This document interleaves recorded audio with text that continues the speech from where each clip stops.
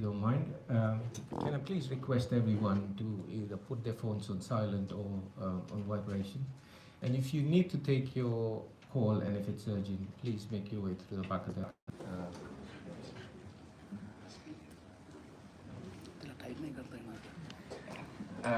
There are no fire drills planned today, and if you hear one, no, I'm just joking. We have the hotel staff with us today. They will guide us and everyone to the appropriate assembly point outside the hotel premises. So again, there's no fire drills planned today. A bit about team introduction. Along with me, Abhijit Pawar, we have with us Jay Tehsildar, Rajan,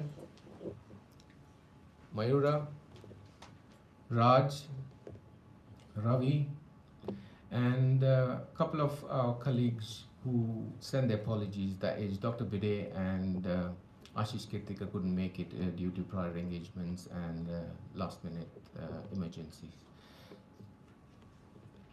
I would again, camera setup is missing, but be careful when the speakers are coming through. One of my colleagues, Raj, is using a gimbal, so just be mindful of him as you pass along whilst we are doing the camera recording. Now, great. So for those who are new and attending the event for the first time, can I have a hands up? Don't worry, we're not going to pick on you. It's nice to see fresh faces. This is what the OMPEG is all about. Thank you very much, and we appreciate your time this evening today. As you know, OMPEG stands for Overseas Maharashtrian Professional and Entrepreneurs Group, a community-based business networking group founded in 2016, and by leading influencers, entrepreneurs, even professionals within the UK who've been settled here and wanted to encourage the entrepreneurship spirit. But mind you, it is not only for entrepreneurs or entrepreneurs, but professionals like me. Quick example, I joined OMPEG about 2018 and expressed the interest to change my careers. As soon as I mentioned that, 4 entrepreneurs jumped on to offer me their advice and were willing to take me on after a couple of meetings to join the team. So a testament that it not only works for entrepreneurs but also for professionals. So bear that in mind. As far as OMPEG is concerned, it is managed mainly through voluntary efforts, and it's a fee-paying membership organization. So that means members pay a nominal fee for us to be able to conduct various events, networking events, anniversaries, and help professionals as well as entrepreneurs on their journey moving ahead. OMPEG is a powerhouse of diverse talent. We are proud to say that as much as 30% of OMPEG members are women and are first generation entrepreneurs. So a big round of applause for all of them. Since 2019-20, OMPEG has collaborated with the High Commission of India and many other industry bodies and trade organizations, has inspired a lot of professionals and entrepreneurs, predominantly from the Maharashtrian community. But by saying that, we do not limit OMPEG membership to only Marathi speaking or have to be Maharashtrian. Anyone with any links to Maharashtra and beyond. The initial stages, it was decided that we would start. There was not much community for the Maharashtrian professional and entrepreneurs, but we've seen many more communities join the group, so it's not just limited to Maharashtrians per se. Recently, OMPEG UK at Zurich in Switzerland, with the Honorable CM of Maharashtra, Mr. Devendra Fadnavis, we had a goal and also raised the profile of UK Maharashtrians. So we had a few of our core members, including Ravi, Jay, and Rajan, represent. So that was a very interesting even that we were invited to, and we were very happy to be part of that. And quick note to anyone who wishes to become an OMPEG member, please speak to one of our core team members I had mentioned, whether it's Jay, Ravi, Raj, Rajan, Mayura, or myself during the post this show. Now, back to very important. As I mentioned, it is run through a fee-paying members, but also very important are our corporate sponsors. I would like to mention that is Dilip Koti Bhaskar from Koti Bhaskar Group. Can we have a round of applause for our corporate sponsors for the year?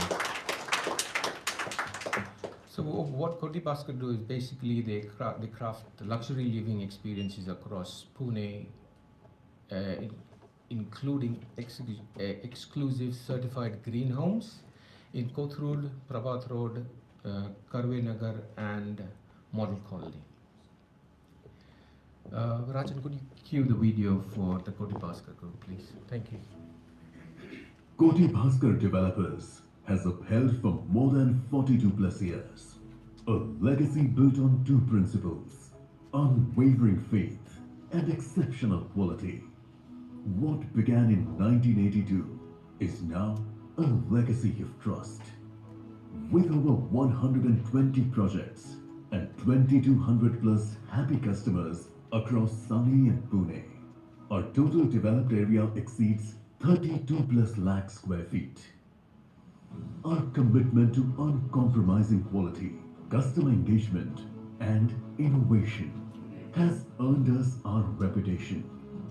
We don't just build homes as a trusted choice for redevelopment. We craft living spaces that reflect the dreams and aspirations of our clients, making Koti Bhaskar Developers one of Pune's most respected names in construction and redevelopment. From Prabhat Road, Kothurud,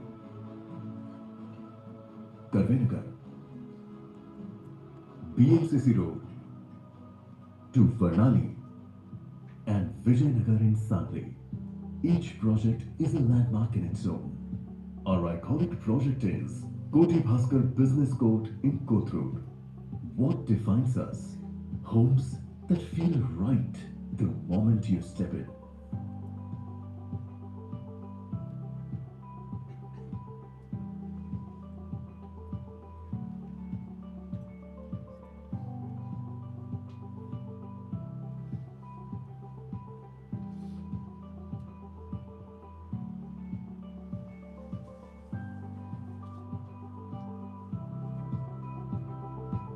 Thoughtfully designed with premium red bricks for strength, safety doors, an audio-visual security system, solar water systems for sustainable comfort, and serene terrace gardens to complete the experience. Because we don't just build structures, we offer something lasting, a promise of quality, comfort, and a true sense of belonging. मला असं वाटतं की अतिशय दर्जेदार बांधकाम आणि दिलेल्या वेळात पूर्ण करणं ही कोटी भास्कर कन्स्ट्रक्शनची खूप मोठी वैशिष्ट्य आहे. आणि खरंच खूप छान कन्स्ट्रक्शन आहे आणि घरी आलेले प्रत्येक पाहुणे आम्हाला विचारतात की कोणाचं आहे कन्स्ट्रक्शन. सगळ्यांना आमचं घर खूप आवडतं आणि आम्हालाही. We are very happy. Hello, I am Sudhir Avsar and she is my wife Suchitra Avsar. We have recently purchased the flat in Gokulam apartment at Karve Nagar, Kothurud, and this is a prime location because it is well connected with Pune City, Bombay Bangalore Highway as well as Solapur Road. The staff was very cooperative and especially about the construction part, construction facilities are excellent. The reliability and promptness of all the team was very admired. One major part is after the flats were handed over, still the maintenance part is taken care of by Koti Bhaskars and their team. Booking the flat with them was the best and we were assured of all the rest. Why choose us? Because at Koti Bhaskar, commitments are our commandments. We serve the community. We believe in agility and efficiency. And we live the dream together. This is the identity we proudly preserved and will continue to. Koti Bhaskar Developers, we build homes that live in hearts.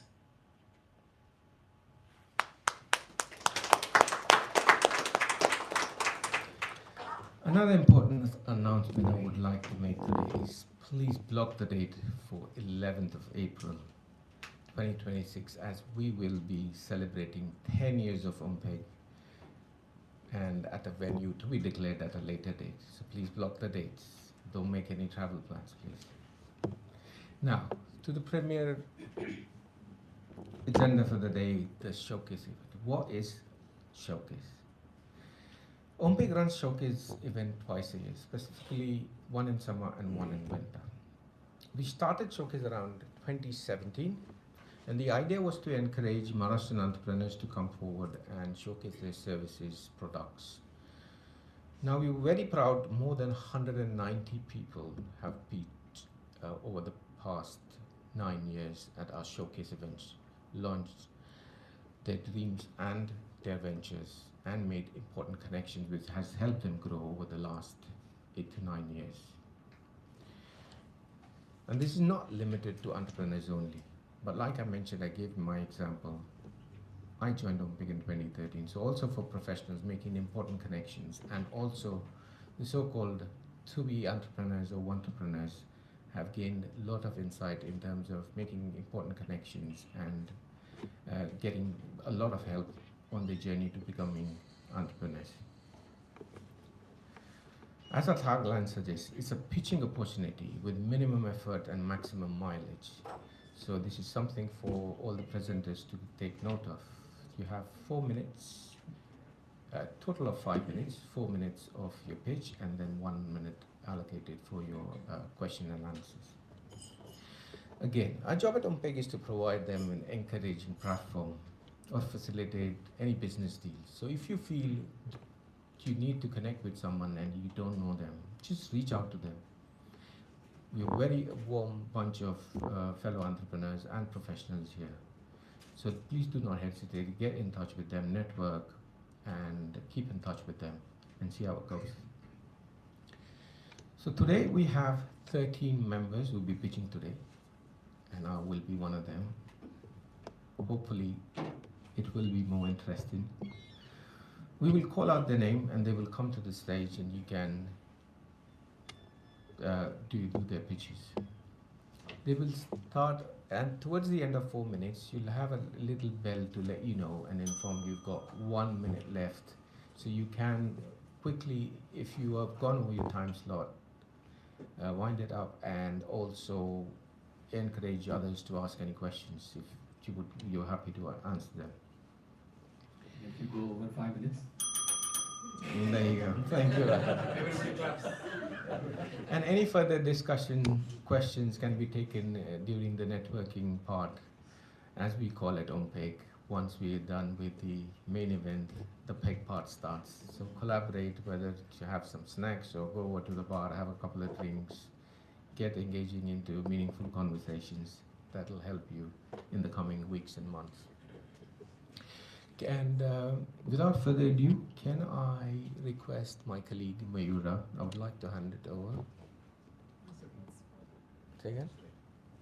Yeah, I think we'll probably start with the pitches now. Oh yeah, So, my apologies. I was meant to call the pitches, the pitch section first. So can I have the first presenter, please? That is Sushil Sushil Rapotwar.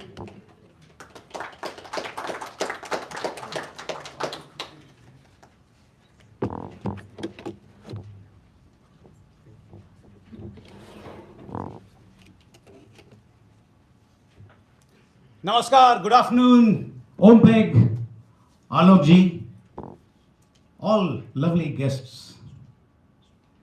Today, I'm going to pitch for 2 workshops in the allocated 5 minutes. Now, first workshop is on enhancing memory techniques. I forgot that, you know. Now, these are AI-powered glasses. Now imagine you are at a networking event and you meet a lovely lady. Will you ever do that? Hey AI, what's the name of this lovely lady? Anjali. Hey Anjali, how are you doing? Now how much ever AI has progressed, you will never ever do this, isn't it? So AI will never be able to replace the most powerful organ in our that resides between the two ears, that is our human brain. But the thing is, if you don't use it, you lose it. How many times you have forgotten the names of the people at the networking events? How many times you have wished that you have got the figures and numbers on your fingertips? And how many times you wanted to remember the anecdote to impress the clients, the team members, the boss, but the memory daga dete, right? Now we all blame the brain. But there's nothing wrong with the brain. We all have equally evolved powerfully. The brain is powerful. The problem is with the techniques. The techniques that we use to memorize go against the grain. Well, in this case, against the brain. So in my 2 to 4 hours workshop, customizable, we delve deeper into how our brain works and why it works the way it works. And once we understand that, then I piggyback onto it some simple yet powerful memory techniques. And this combination of how, why, and the techniques will allow you to go immediately use these techniques after the workshop to the rest of your posterity. Now, who is this workshop for? So this workshop is for young people, children, the young at heart people, business people, house husbands, housewives, basically anyone who wants to improve their lives by thinking and remembering more effectively. So that's the first workshop. The second one is on which delves a bit more deeper in terms of our lives. How do we live our lives? And that's called as Dharma, the workshop Dharma, living a wholesome life. In this workshop, we bring Dharma from the temple shelves onto our calendars, meetings, and our day-to-day lives. And in this workshop, what we do is we explain Dharma in simple, everyday language. No jargon, no preaching, open to all backgrounds. And we explore how the intentions are, the awareness and actions that we take in our day-to-day lives. And at the end of the workshop, many people have said, Sushil, after this workshop, I'm now being less reactive and I'm a bit more stable in terms of high pressures. And I can align my moral values with the business decisions that I take. And this workshop is based on my book called as the Dharma Blueprint. And for the very first time, ladies and gentlemen, I am unveiling my baby, the book, the Dharma Blueprint. Thank you so much. Now this book and workshop is based on Mahabharata, Srimad Bhagavad Gita, and lots of everyday stories. It also lives to Shri Krishna's saying, Swadharme nidhanam shreyaha paradharmo bhayavaha. Identify and follow your own dharma rather than imitating somebody else's dharma. And by the end of this workshop, you will definitely go out appreciating and realizing that there is much more to life than chasing hedonistic pleasures. So, to summarize, if you want a sharper brain, sharper mind, and a clearer, cleaner compass in your journey of life, then please reach out to me for any of these workshops. And I'll guarantee you that at the end of that, on the last day of the journey on this planet, you will look back honestly and say, Zindagi jiya to kya jiya sala, maza aa gaya. Thank you so much.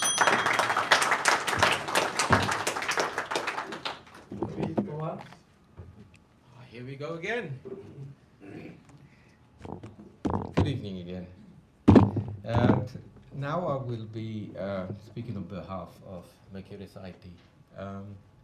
I work with Mercurius in the capacity of as a sales and marketing executive. I do wear few hats, the primemost one is keeping our sales and marketing team from ripping each other's heads out. So that's my primary job. That's where I started initially. But the roles evolved, and thanks to my company founder Jayate Sildar at Mercurius and the other director Lee Gridland, the jobs evolved, and now I look at multiple functions, including data, sales, and obviously quite a bit of marketing, especially focusing on events and trade shows, and focusing mainly toward new business development. But that's enough about me now. Let's talk about Mercurius. So as they say, if Excel is currently your most senior operations manager, I think we need to talk. Because whether you're running a 3PL business, a small startup, or an entrepreneur or a professional working for a enterprise level multinational company, we are here to help you. As far as the services that we offer, we are also an award-winning Microsoft Solutions partner. Over the years, especially with our channel partner, Companion, we've been awarded 4 years consecutively as Partner of the Year. So that tells you leaps and bounds about how far the organization's grown from its inception in 2005 to today.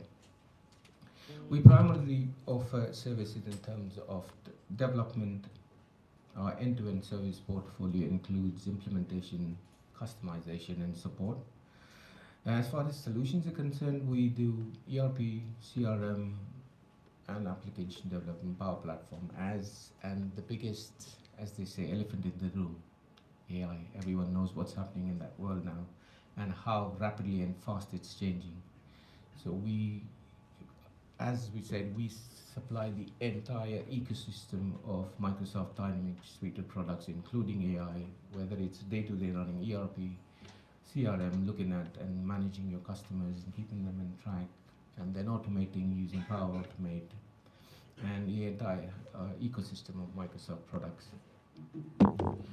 But not only do we supply IT software or implementation, our motto has been over the years since its inception is a safe pair of hands. By that I mean not only because of the motto we are able to serve multinational companies, large enterprises, even a certain government organization who put their trust in us, who actually go through about at least $300 to $400 million worth of transactions every day. But at the same time, we are able to serve a small food manufacturer who actually decided to move away from us during pandemic, but quickly realized that there was no one who could match the services we provided. They quickly jumped back on the board. So that is a testament to trust. The rest solutions, there is no solution or a Microsoft solution or a company or an organization too big or small that we are not able to help with. Do reach out to us. You've got me and you've got my company founder, who I sometimes like to refer to as, with his full name, Jayawant Shivaji Rao Tehsildar. So please reach out to us. We'll be more than happy to help answer any questions, or even if you're a small startup, do get in touch, because it's not just we have to serve you. We might have enough network to help you, point you in the right direction. And for multinationals, we are happy to collaborate as always. And if you'd like to explore what collaboration looks like, please do reach out to us, and we'd love to connect and engage with you. I throw the floor open for any questions you might have. Anyone? What if I have a lead for you? Can I come to you and you execute the project? Yeah, definitely. Why not? More than very special with my new sales role, I will jump on it. And you can share some margin with us, right? Definitely, why not? Thank you very much. Any more questions for anyone? One question. Yeah. Do you you advise people who are running the one-man band shops? Yeah, why not? This is for later. We will. Yeah, why not? Thank you very much. Thank you for your time. That was really good. Thank you. Next one, Preeti Baviskar. I think she's running late, so we'll go to Praveen Madani. Namaskar everyone. One of the things I was just telling my wife, you know, OMPEG's like advantage I think as a, that's fine. I like this. की इथे जेवढं मराठी बोलण्याचं practice होते तेवढं आम्ही घरी पण बोलत नाही. So that's one of the advantages among other things. But anyway, my name is Praveen Mahadani. I represent Quilter. मला इथे 25 वर्ष झाले. I came here from France after doing my MBA and I worked in technology for most of you for a number of years. And about 2 वर्षापूर्वी I became a full-time wealth manager representing Quilter. So I'm a sort of franchise, if you may say so. The correct term is appointed representative. We are one of the largest wealth manager. आम्ही about 120-130 billion pounds of money handle करतो for over 500,000 clients. What I'm going to pitch, 100% guarantee की अजूनमध्ये कोणालाही तो problem नाही आहे. So this is more about giving it for your friends, and if any of you have the problem, it is very surprising that आम्ही 2 लोकांवर focus करतो. We focus on individuals on one hand, and we focus on director-owned companies on the other hand. We are a very specialist wealth manager. But what is the problem we solve for individuals? Number one problem we solve is anybody says ki माझ्याकडे enough आहे का नाही for my pension, for myself in my life. Do I have enough to maintain my quality of life? And we all know our own quality of life. So do I have enough? And will I pay a lot of tax on that to HMRCs and others and Rachel from accounts? Rachel Reeves, that's Rachel Reeves from accounts. So we call her Rachel from account. A lot of people call her Rachel Thief. But whatever. So how do we not pay a lot of tax and maintain our quality of life? That's problem number 1 we solve. That's pension planning. Second, a bigger problem आपल्याला ही आहे की how do then we pass on the balanced wealth to our children or whoever, it doesn't have to be children, but hopefully children, without paying 40% to, again, Rachel from accounts or HMRC. That is trust planning. So हे 2 आम्ही solve problem करतो. Like I said, I don't think any of you in the room will have that problem, but if you do, that's what we do. Director-owned businesses करता आम्ही एकच problem solve करतो, which is how do the directors ensure कि the value of the business remains, and the value increases or remains for the business for which they have worked very hard. How do we do that? Very specialist protection, shareholder protection,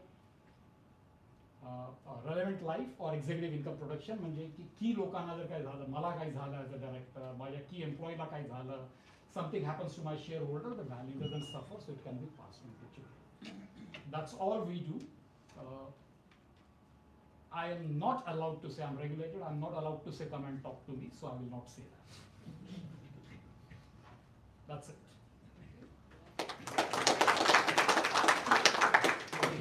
Still have 2 minutes? Like I said, nobody has that problem that I solved, but we can. Sorry. Sorry? Trust planning. Trust planning, yes. What about that? Yeah. So do you also help combine private pensions and plan that portfolio? Because we change jobs and we forget about it. A lot of people have that. And there's tried searching online as well. There's no right solution online, no matter what air we use. So those both the problems sit in that first half. Do I have enough for my life, which is pension and retirement planning? IHT is trust planning. So how do you combine that? Do you normally work out, is it like you have an app or some kind of Offline. Offline. Lamba process. And any tips on tax? Avoidance.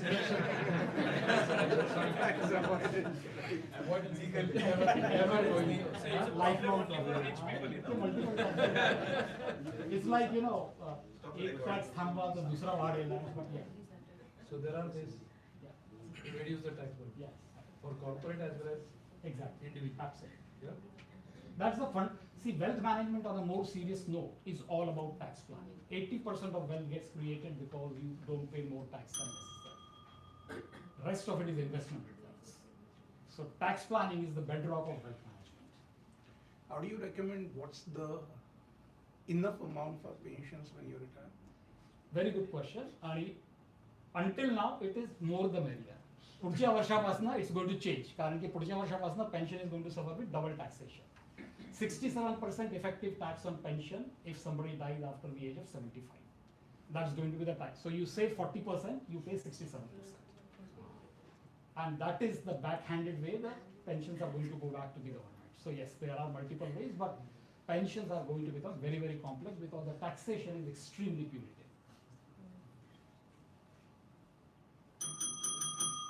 Thank you.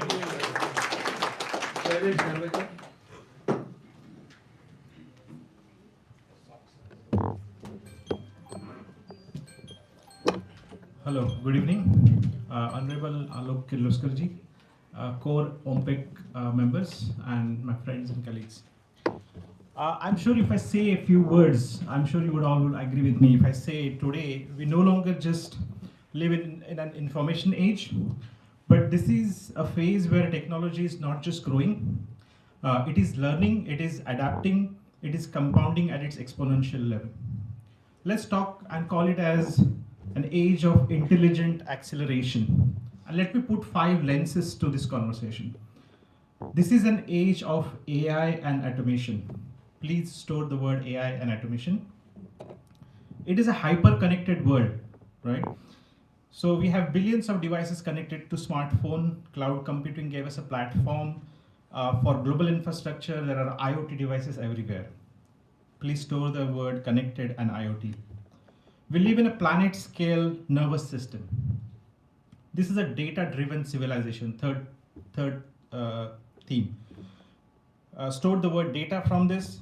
Data is, as you know, is arguably called more valuable than oil, or data is the new oil. The world is increasingly runs on algorithms and analytics. It is in convergence era, which means the multiple technologies are merging. For example, AI plus biotech, blockchain plus finance, AR, VR plus communication, green tech plus renewable energy. Exponential curve.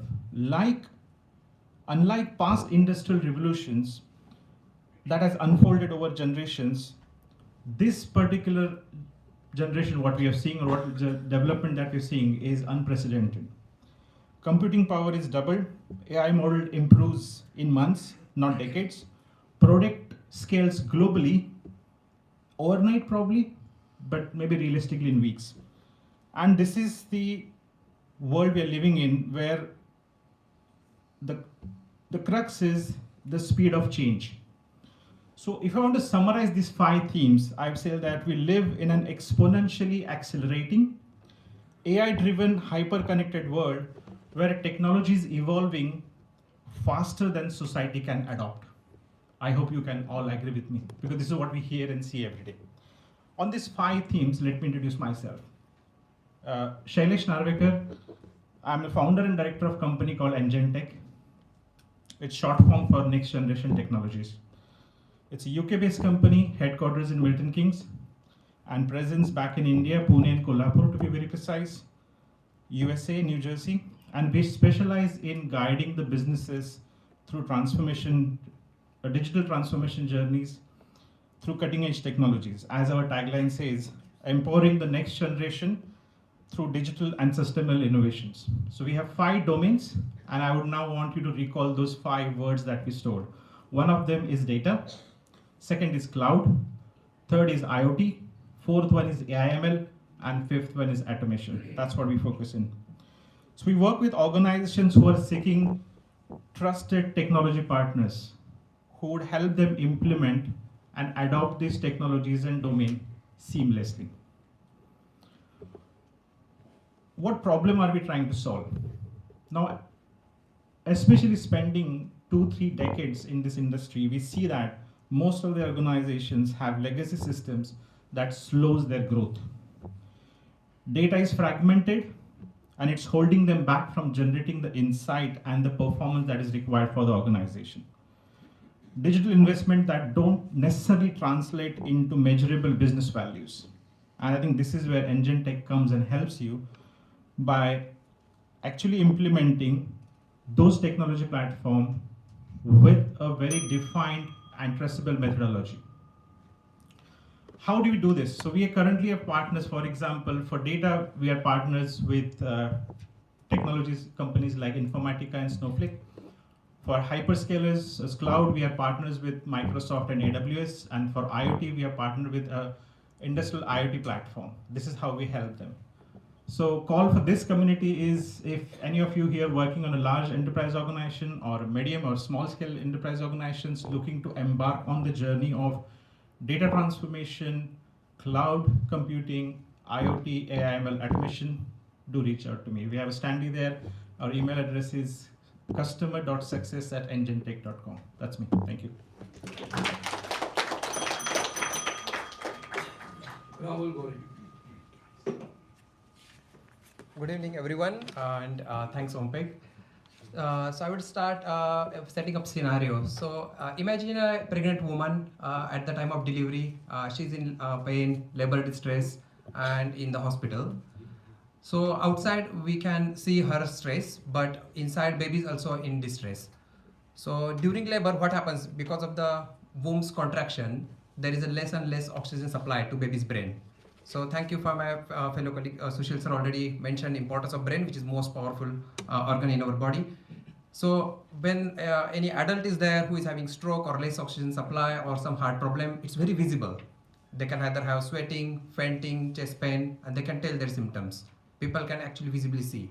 When baby is in mother's womb, how we do that? At the moment, very traditionally, we see baby's heart rate pattern on this CTG stripe like this. Can everyone see? Yes. This is called a CTG machine, and it's a very traditional method. So far, we are doing it. And it's just like ECG, how we do check for baby's heart when baby's in distress. So how we diagnose distress traditionally is that baby's heart or lung or baby's brain is getting deprived of oxygen, and that is reflected on this machine with some patterns. So for that pattern to happen, it takes some time. For example, 30 minutes for if it's a severe damage. For 45 to 90 minutes roughly if it's a suboptimal damage. More than 90 minutes is subtle changes, even expert eyes can't detect it. So obviously we see the baby is damaged once damage has already happened. So this is well recognized fact, and it's very sad to announce that there is 900,000 plus babies die. So more than 900,000 babies deaths per year globally just because of this problem. And it is well recognized fact. FDA, CDC, they know, our national institutes know, Royal Colleges know, medical legal litigation companies know. Most of the people know about these facts. But what's most saddening is that 50% of these errors are because of human errors, and these are avoidable. How avoidable? If we recognize this early, number one. And number two, even if subtle changes are seen. So currently there is no existing technology. So we identified this gap, we took this gap very seriously. We at Phi Gorkon, our clinicians, doctors, midwives, engineers have taken this very seriously with burning passion at our heart and very clear goal in our mind to diagnose this promptly. We have developed a solution. It's called as AIM for Safe Baby, which stands for Artificial Intelligence Monitoring for Safe Baby Birth. Thanks to my fellow colleagues who also set up already ground how AI is important, evolving, and AI is a buzzword nowadays. So we all know the power of AI. I am Dr. Rahul Gaur. I am a consultant gynecologist, and I am a founder of our company. How we are developed is this, that our innovative tool diagnoses babies in distress in real time. Rather than waiting for half an hour, 1 hour or 2 hours sometimes, the delay which has already damaged brain and then seeing on paper, we have gone paperless. It is a digital tool in real time. When baby is in distress, it is alerting clinicians. So we have started clinical trials. We are reached to TRL level 5. Our achievements are we won Innovate UK grant, which is very competitive grant for this project. With the collaboration of University of East Anglia, that's Norwich University, we have developed this solution. This has been presented and well received at International Conference of AI in Healthcare in Cambridge last year in September. Our patents are pending. We have filed for international patents for innovative technology, and NHS Research Ethical Committee has given us a green signal. NHS have collaborated as well. So we are very encouraged with this support, and obviously OMPEG is my home ground, and there has been fantastic support throughout. What we are looking forward is now investors, technology partners, and business partners to collaborate with us to lead this noble cause, and that is to save babies' lives. And not just that, to also let them have healthy life, because we try to prevent handicapped lives. Thank you so much for your time. I would like to have any question. You've got 1 minute. Any questions? Thank you so much. How much are you raising? Currently, we are at TRL 5 for the project. So next year would be clinical validation in the NHS hospitals, which we are trying. And then, yeah, I'll come back to you. How much are you planning to raise actually? How much is your target right now to raise? It will be in the range of 50,000 to 100,000 to be able to have global presence. Thank you. Thank you. Thank you. You're looking for collaboration. Can travel company collaborate with you? There would be potential, yes. Thank you. Thank you, sir. Thank you. Thank you.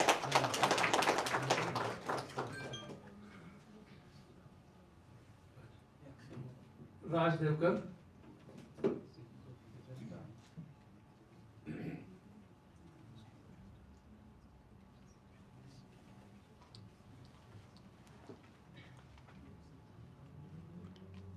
Wow. I mean, I was looking at this side, so I couldn't, see that how many people are there. So good to see you all. How many of you have got emails from OMPEG and QR code, etc.? Oh, all of them actually. I mean, you should have all of them, right?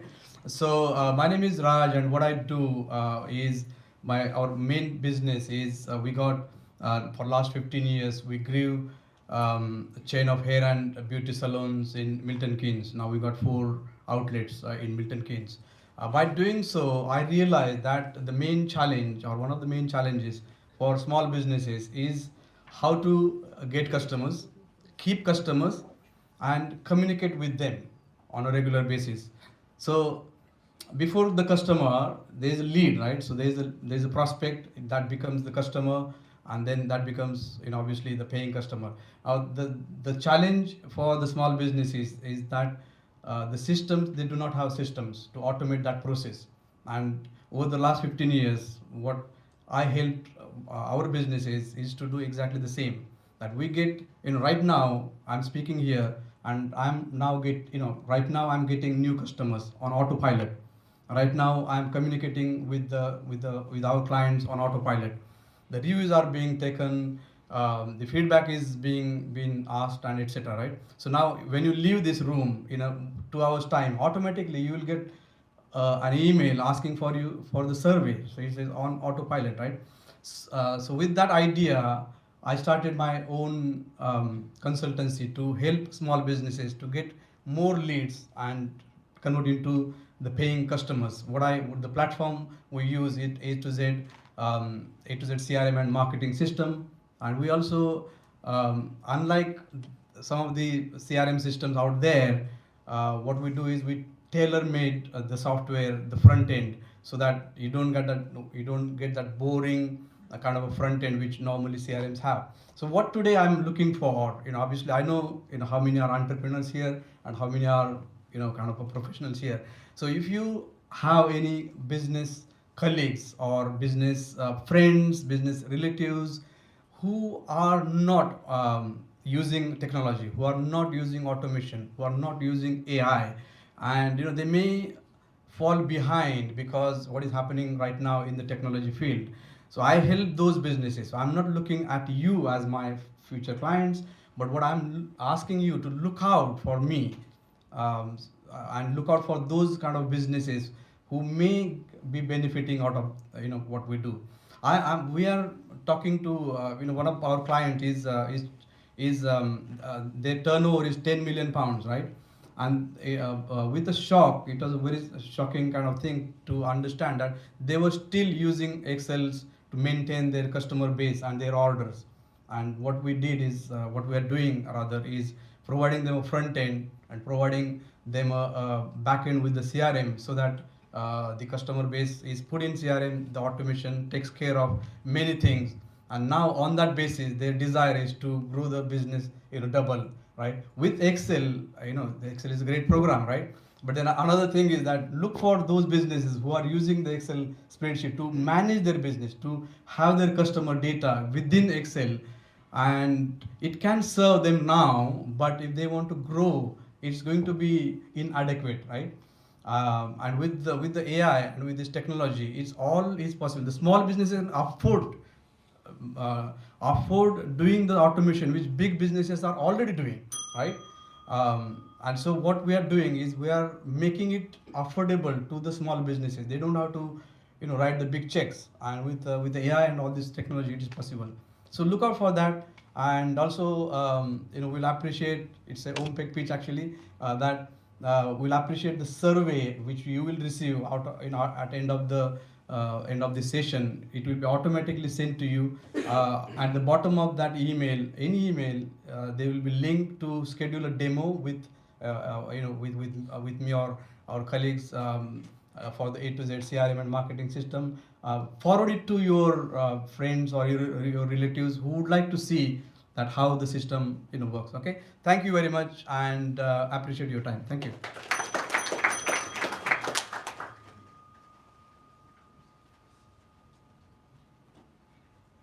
Pragya Punekar.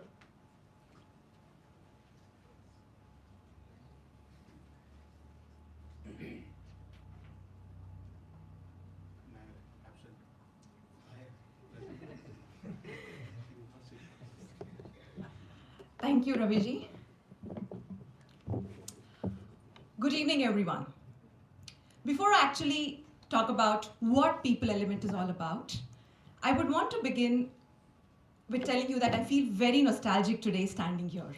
So I want to tell you why I feel nostalgic, that I want to share with all of you today. And then I'm going to talk about the gaps we fill. What are the gaps that I currently see, nothing made up, but from the ground.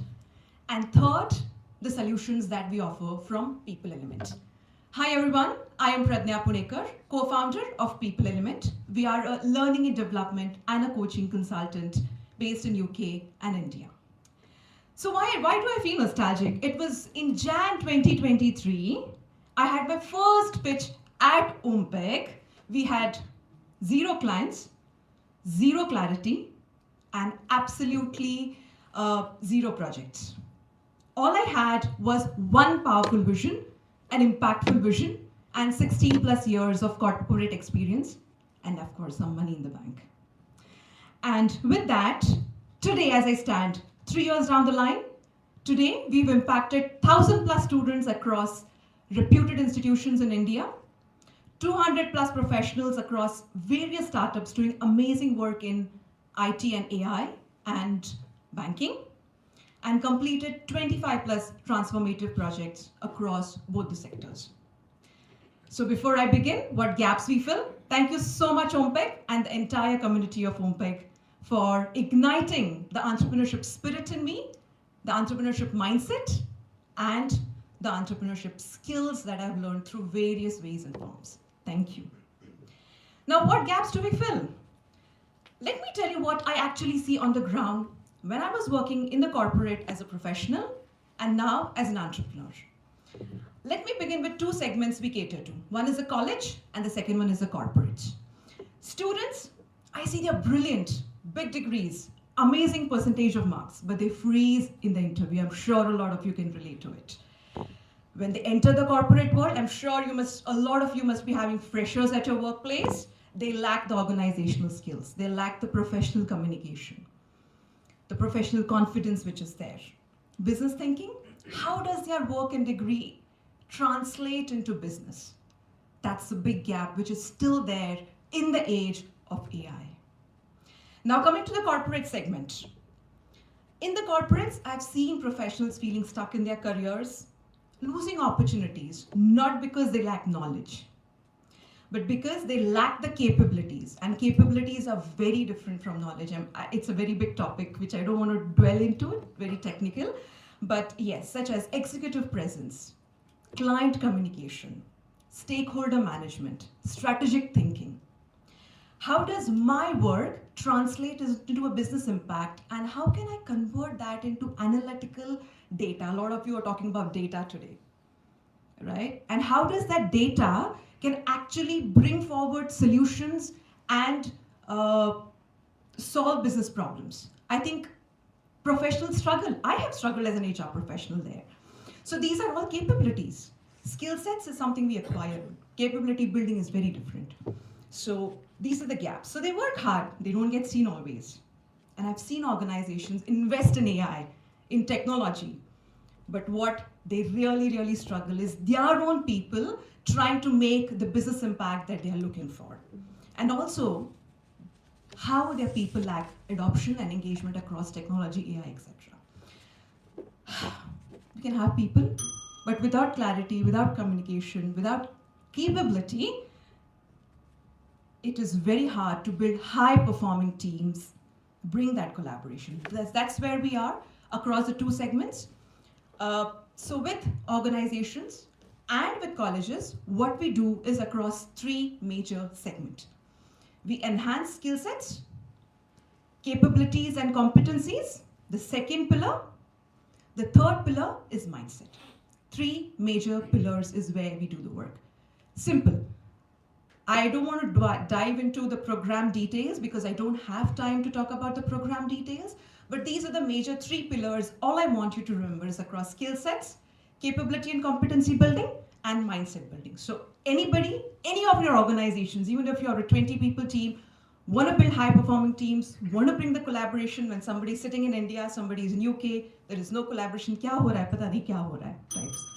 So yes, you can reach out to me and I'll be here to help you out. Thank you so much.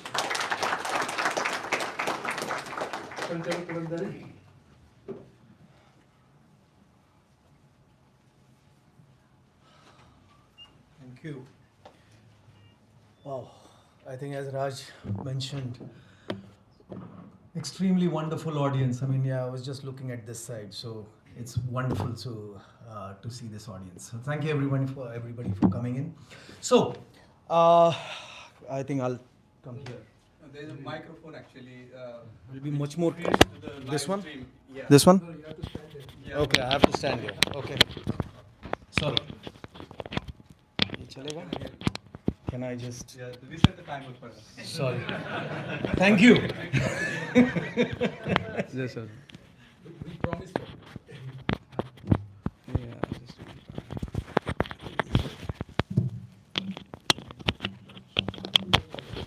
काही इथे असं ठेवू?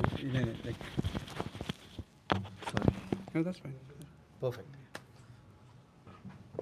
Okay. So, let's start with a story. One Mr. Let's call that Mr. Bachchan. A. Bachchan to start with.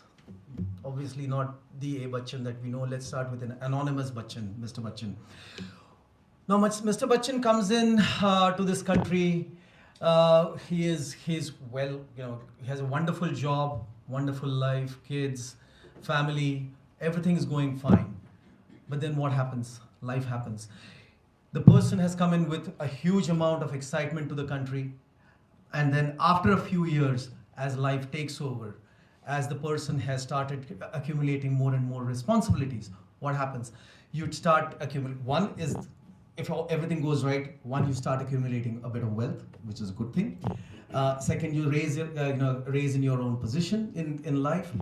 But at the same time, what is also happening is you have a lot of these other responsibilities coming in, especially non-resident Indians. We have our parents back home. We have our, with a bit of wealth, with a bit of money, we have started investing in various parts of the world. How do we manage all of that under one roof? How do we manage all of that as an individual? That starts becoming more and more difficult. And while all of this is happening, there are issues with visa and immigration. There are issues with your kids growing up and they wanting to get admissions abroad, and you managing all of that, those processes, those life stages as you go along. Now, if you try to manage this on a one-to-one basis, it obviously creates a lot of stress. So this is where we come in. So for example, how many of us over here have dreaded that 1 a.m. call in the morning with our parents back home? I have received those calls, and I can pretty much assure you that when you wake up at that time, it is you fear for the worst, but and hope for the best. how do you manage those situations effectively? How do you get to know what are the right things, or where do you go for help and assistance? For example, coming to finances, for example, how do you go to when you want to manage your finances? I was speaking to somebody over here, I think Praveen it was, I think earlier.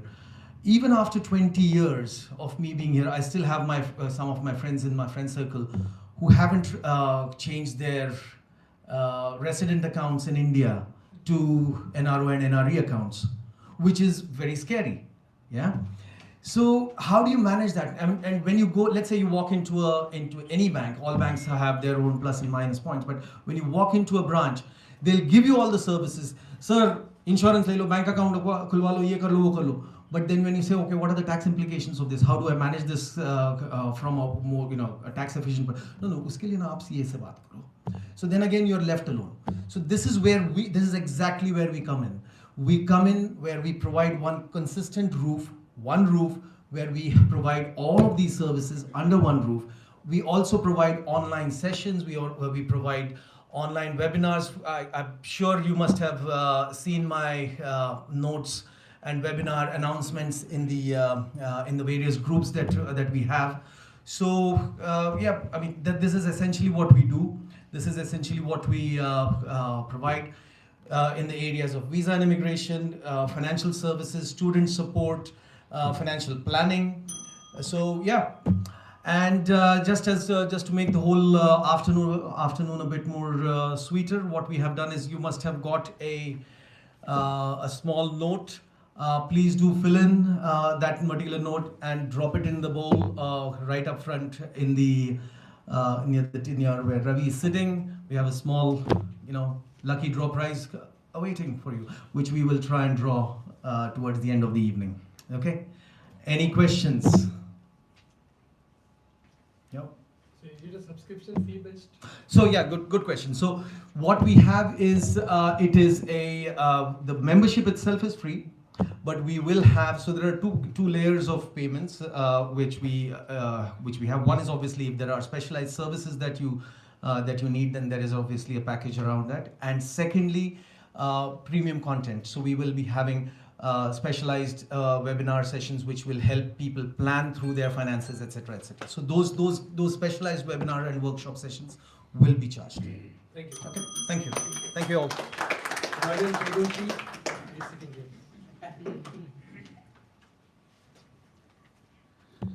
Good afternoon, good evening, ladies and gentlemen.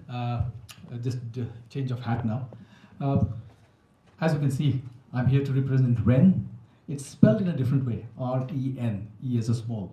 And as you can see, it's myrenex.ai, so that means it's something to do with AI. Everybody knows it.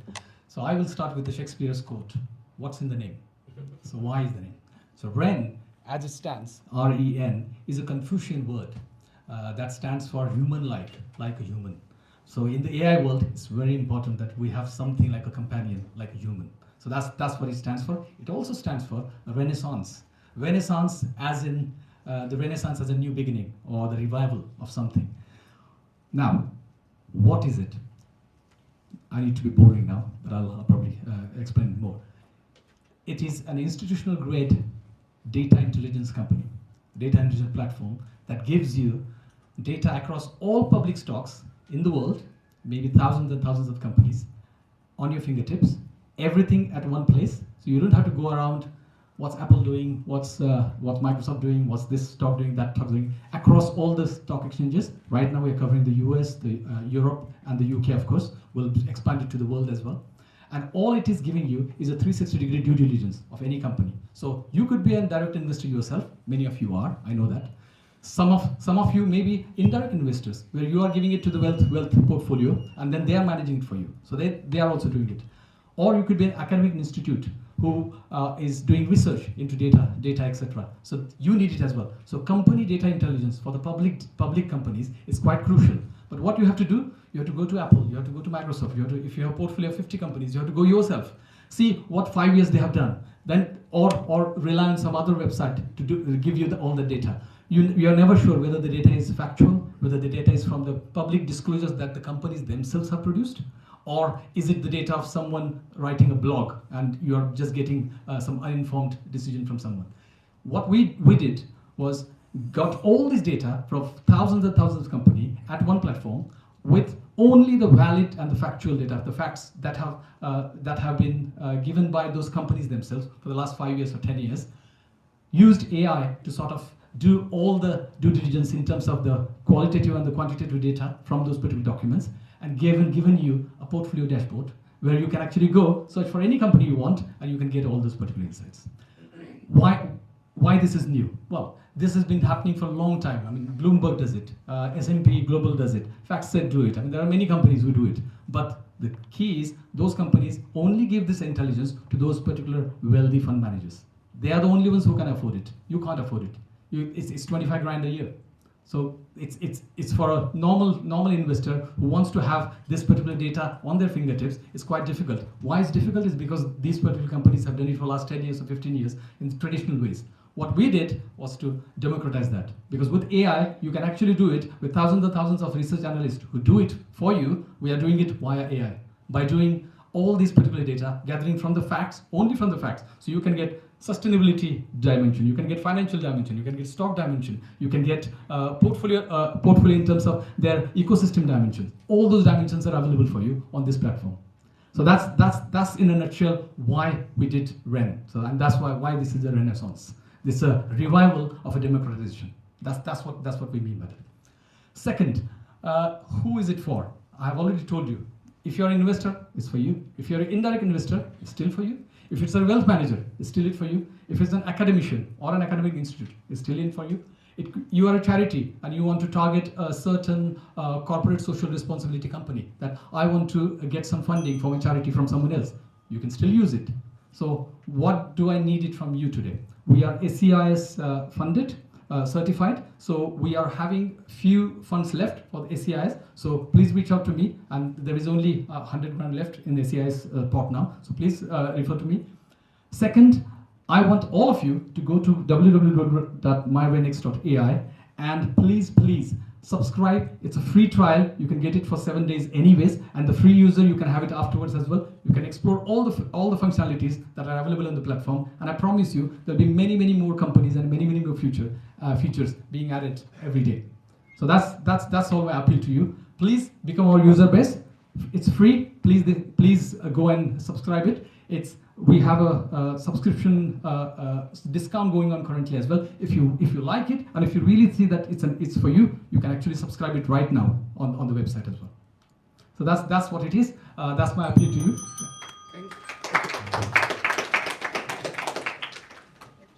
Hemant Patkar.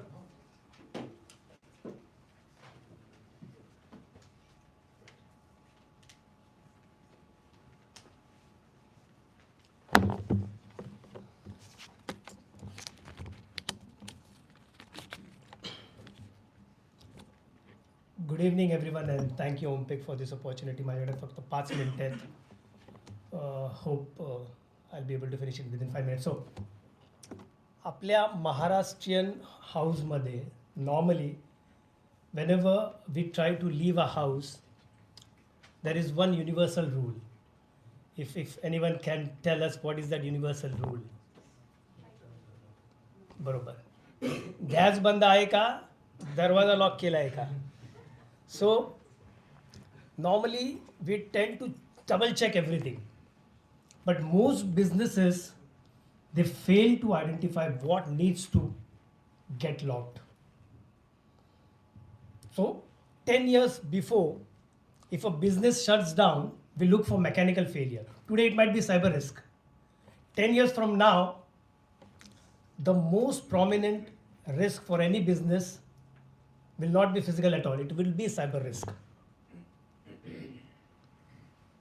And this impacts everyone, whoever works in any sectors and represent here. So whether you manufacture products, whether you are into service sector, whether you educate students, whether you manage investments, or you are into travel or hospitality industry, your business runs on digital system, and if this digital system stops, everything stops. And cyber attacks are designed to disrupt this system.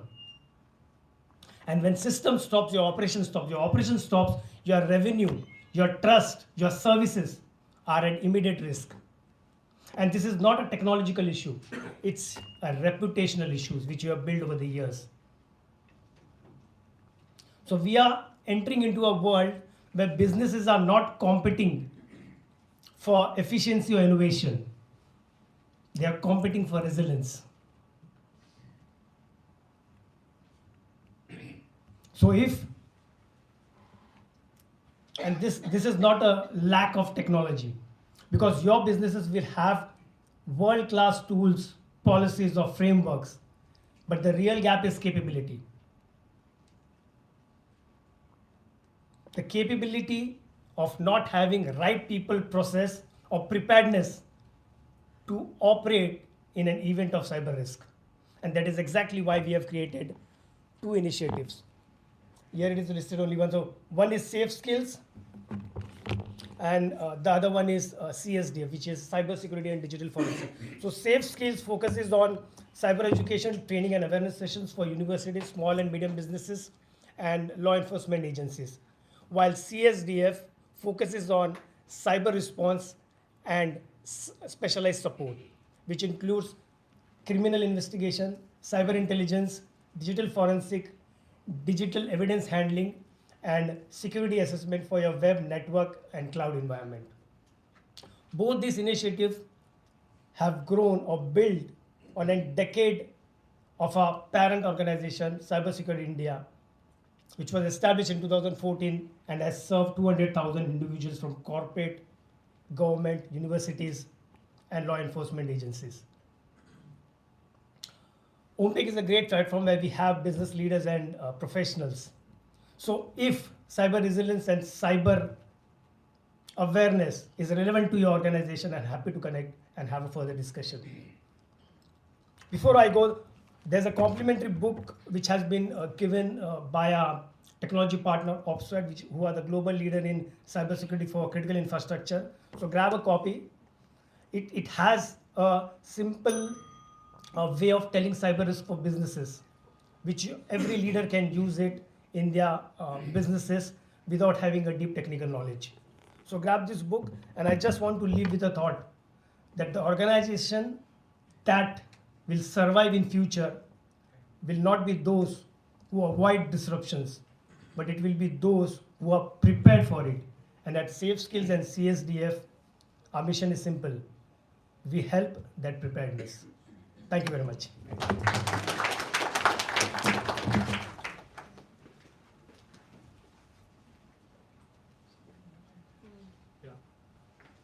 Sonal Bhosle, represented by Sumit Ganorkar. Sumit. Good evening, everyone. I'm Sumit Ganorkar. Today I'm representing We Create Tech. I'm proud that I'm representing my wife here, Sonali. So she's a co-founder and director for We Create. So this company established in Pune around 2012, and then we later expanded to UK, UAE, and USA as well. So mainly our focus is IT services and consulting. If I can talk about our projects, so we have a news portals platform. So mainly our news portals is ongoing at in Dubai. That is Al Gulf News, Gulf 24/7, and another we have a couple of marriage portals as well, Buddhi Jodi, almarriage.com as well.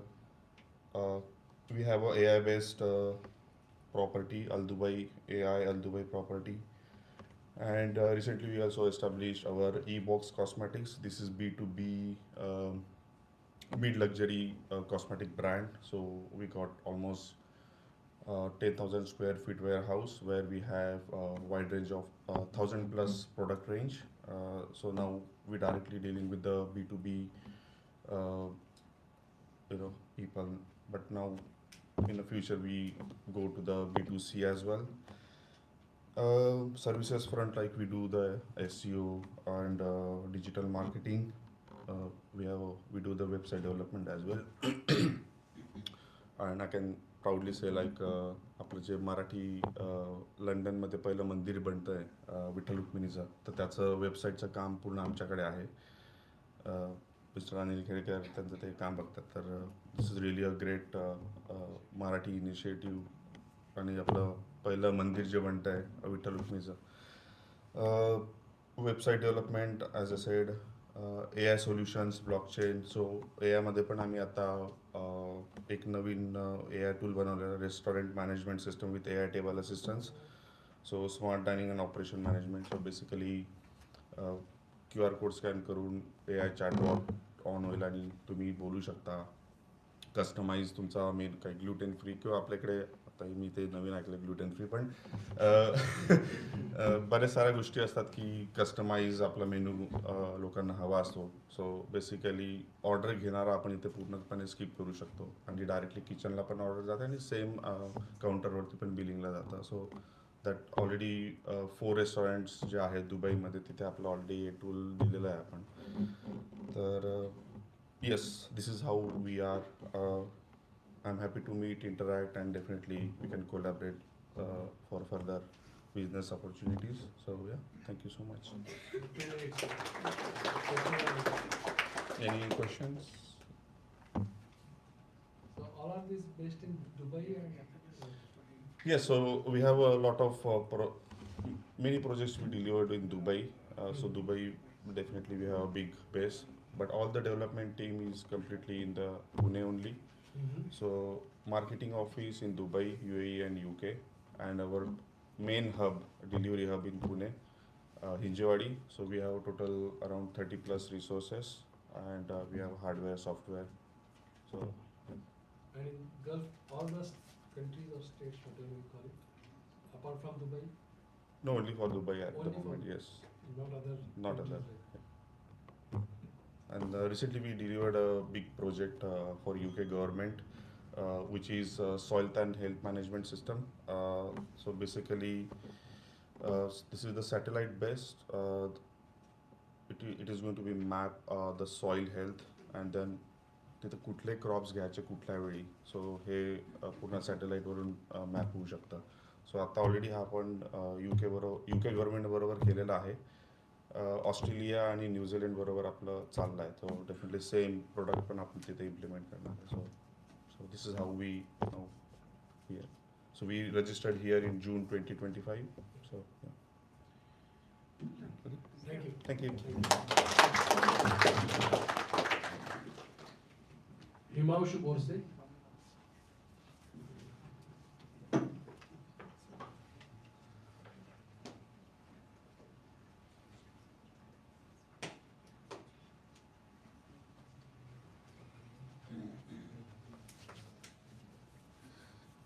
नमस्कार सर्वांना शिवजयंती आणि जागतिक मराठी दिनाच्या शुभेच्छा. मी हिमांशु बोरसे. मी महाराष्ट्रात धुळे आणि मुंबईला अंडरग्रॅड आणि पोस्ट ग्रॅड केलं आणि I been consultant in the UK for last 12 years and I've trained in the UK as well.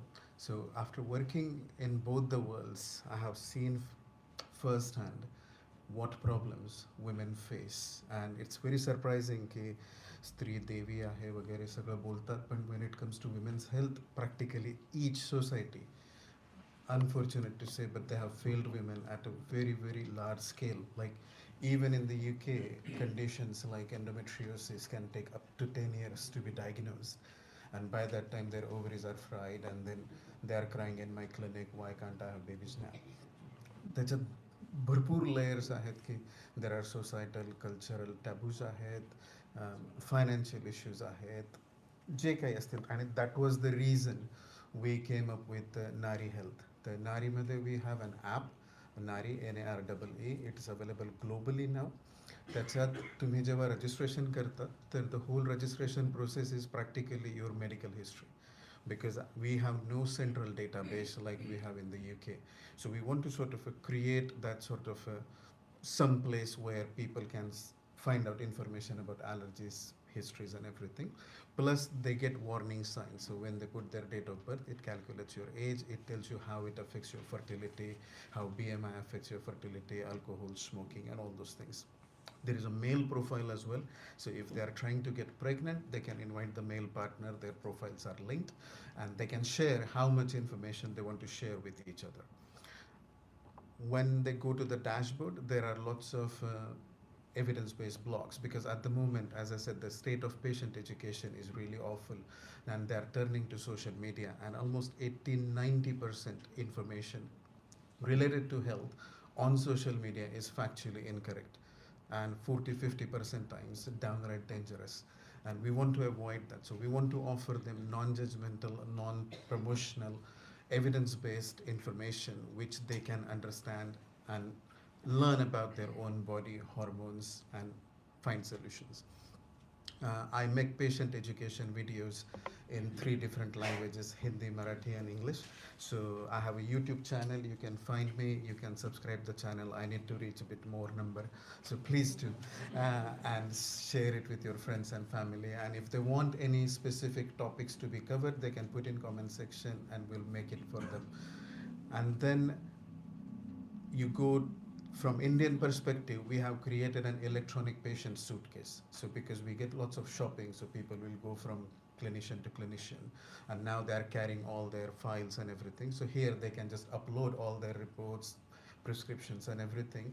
So there will be a sort of their data will be safe, plus interclinician transfer of data will be easier. And in the menstrual cycle, you got a couple of apps like Flow and Clue, which give you tracking, but all they are doing is giving you the tracking, nothing more, nothing less. We have gone a step further. So with the help of AI, you can create, it will pick up the aberrations in your cycle. It will warn you, giving you warning signs. So at least they will be warned about their own health. They can seek help in a timely manner, because that's where we don't have a concept of primary prevention. That's where we want to aim at, that give them understanding of their own bodies, make them understand their own hormones, give them warning signs so that they can at least prevent or seek help in a timely manner before it's too late.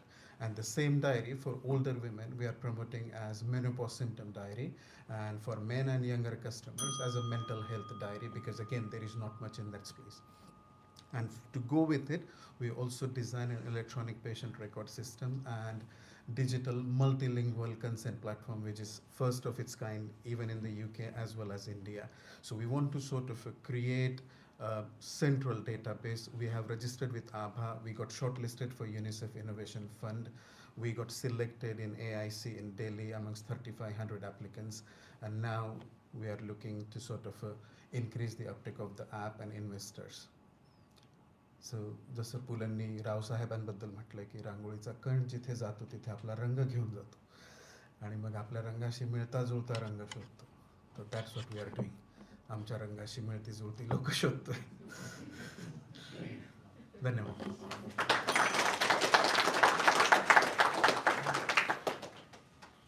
Any questions? Thank you. We missed one. Preeti Bhaviskar, she is not here. Yes.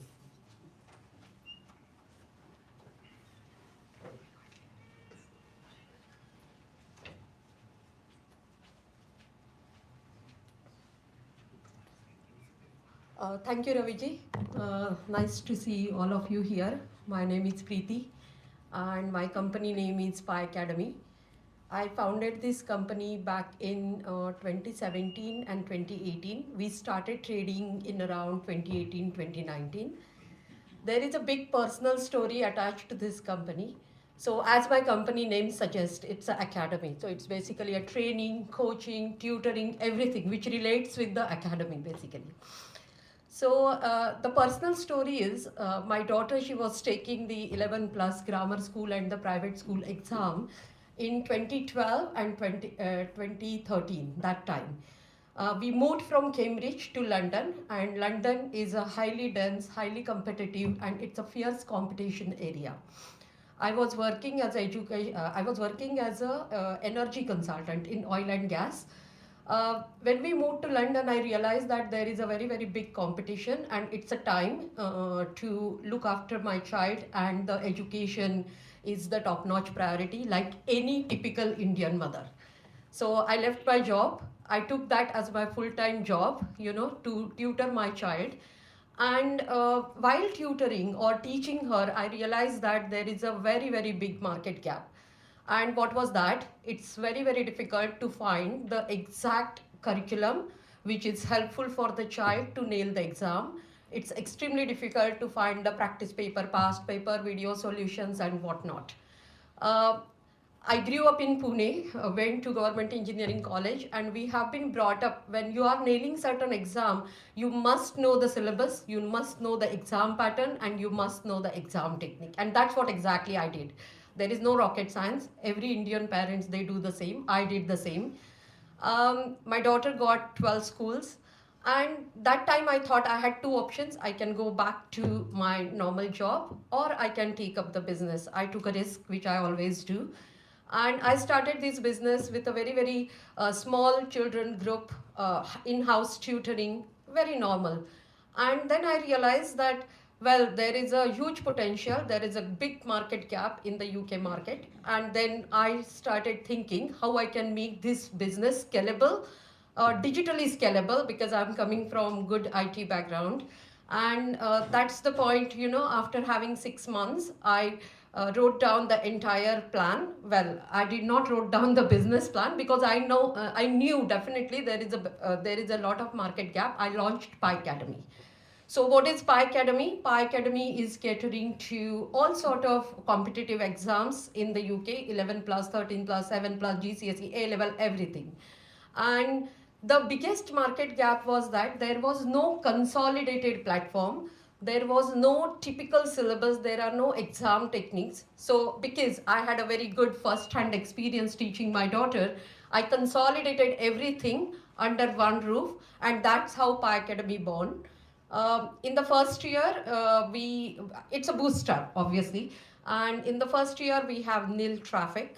We nailed the SEO. We got a substantial traffic.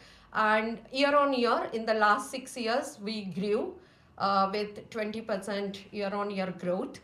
Well, that's what Pi Academy is currently doing. I'm sure a few of my parents may be sitting here because okay, thank you. So the Pi Academy ranks in the first 5 searches in the Google. As I was deep diving into the business, any business that goes to a certain plateau and then it becomes stagnant. I think that's what happened last year when the AI overview comes in the picture. All the website traffic got distracted, and now the business is coming down. And that's what I thought to launch the new product, which is a mock exam platform.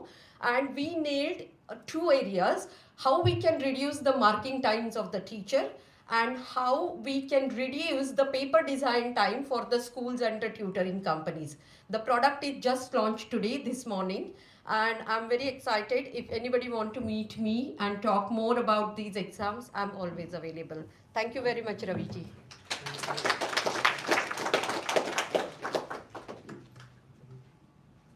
Now we have Aryan Adke.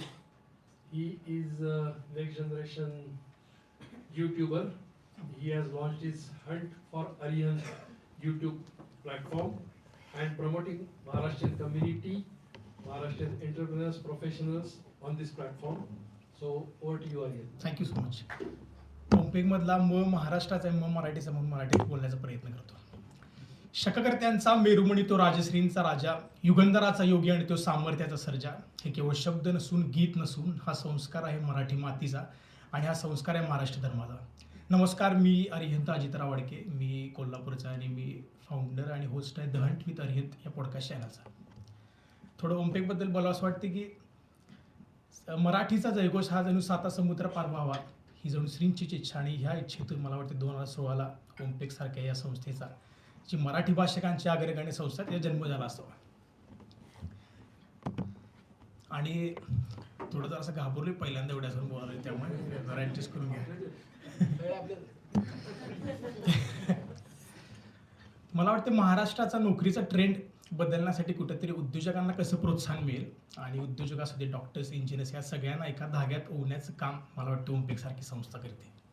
ज्यावेळी आमच्यासारखा एखादा विद्यार्थी सुरुवातीला UKला येतो, घाबरतो, भांबवतो, पण आईवडिलांचा आस लावला तो चेहरा बघून कुठेतरी तो स्वतःला उभं करण्याचा प्रयत्न करतो. पण एक मात्र मी सांगतो की ह्या सगळ्यात आम्हाला फक्त हवं आहे ते म्हणजे गायडन्स, मार्गदर्शन, तुमच्या सगळ्यांच्या अनुभवाचं, यशाचं, अपयशाचं आणि तुमच्या प्रवासाचं. उद्देश हाच आहे की आम्हाला काहीतरी शिकायला मिळेल, आमचा डिफिकल्टीज टॅकल करण्याचा ॲटलिस्ट आम्हाला पर्स्पेक्टिव्ह कसा मिळेल या एकच उद्देशानं मी हा पॉडकास्ट चॅनल सुरू केला आहे की जिथं आपण वेगवेगळ्या मराठी प्रोफेशनल्सना एकत्र आणून त्यांच्याशी गप्पा मारतो, चर्चा करतो आणि हाच उद्देश अगेन तेच रिपीट करतो की आमच्या मुलांना काहीतरी शिकायला मिळते. कारण की ह्या धावत्या जगात माझा तरुण मित्र कुठं मागे पडू नये, कर्तृत्वान कसं व्हावा ह्याच विचाराने मी झपाटणं चॅनलची सुरुवात केली. आता मला वाटतं की OMPEG ही संस्था याच्यामुळे मराठीचा डंका साता समुद्र पार वाजतोय. पण मी कोल्हापूरचा असल्यामुळे आई अंबाबाईला हीच प्रार्थना करतो की अजून सगळीच आपण एकत्र मोठं होऊया. आणि थोडंसं बोलायचं होतं, तसा मी लहान आहे, माझा आवाका लहान आहे, पण सर इतक्या चांगल्या संस्थेत कुठेतरी आपल्या तरुण किंवा स्टुडंट्सचा सहभाग कसा जास्त वाढावा ह्याच्यावर थोडंसं सर काम करूया. आणि मी सुद्धा त्यासाठी काही माझ्याकडून लागेल तर मी करायला तयार आहे. आणि कुठेतरी जसं आपण बोललो की फीमध्ये थोडंफार मुलांना कन्सेशन, तेवढी एक छोटीसं विनंती होती. आणि तुमच्या सगळ्यांचा असाच आशीर्वाद माझ्यावर असू दे, आपल्या चॅनलवर असू दे आणि सबस्क्राईब करा सगळं. आणि आपण पण कोलॅबोरेशन स्पॉन्सरशिपसाठी अवेलेबल आहे. आपण नंतर आता मी सगळ्यांना भेटेनच. आणि पुन्हा एकदा सह्याद्रीचा शिव वगैरे असतो, शिवशंभू राजा UKच्या दरीदुरीतून वाजतो, महाराष्ट्र माझा, जय हिंद, जय Maharashtra.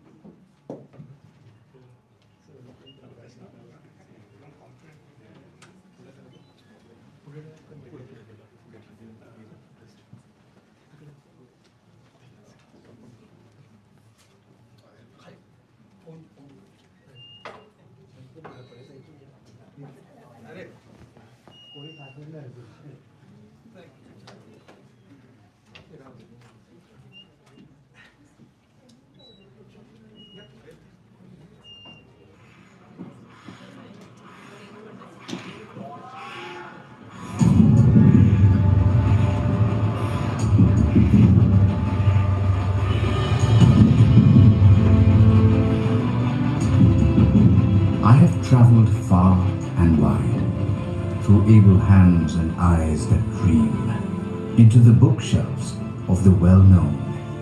Perched amidst success stories I gleam. I speak of grit and determination. I tell a story of perseverance that took root in the arid land of wild, unkempt cacti, and went on to become a saga of guts and glory. I narrate the story of a visionary who dreamed, believed, and succeeded. Meet Shantanu Rao Lakshman Rao Kirloskar.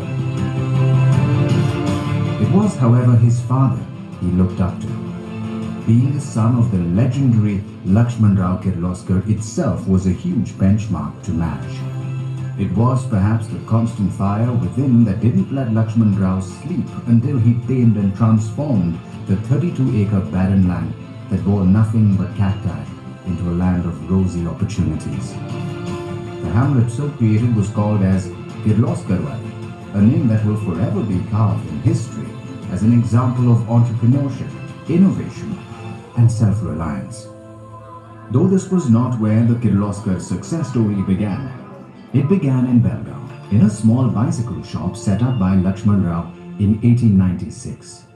As the business grew, he printed letterheads in the name of Kirloskar Brothers for securing the dealership for Belgaum from the bicycle manufacturers in UK. Who would have thought that this small venture would eventually blossom into a group of companies with branches all over the world?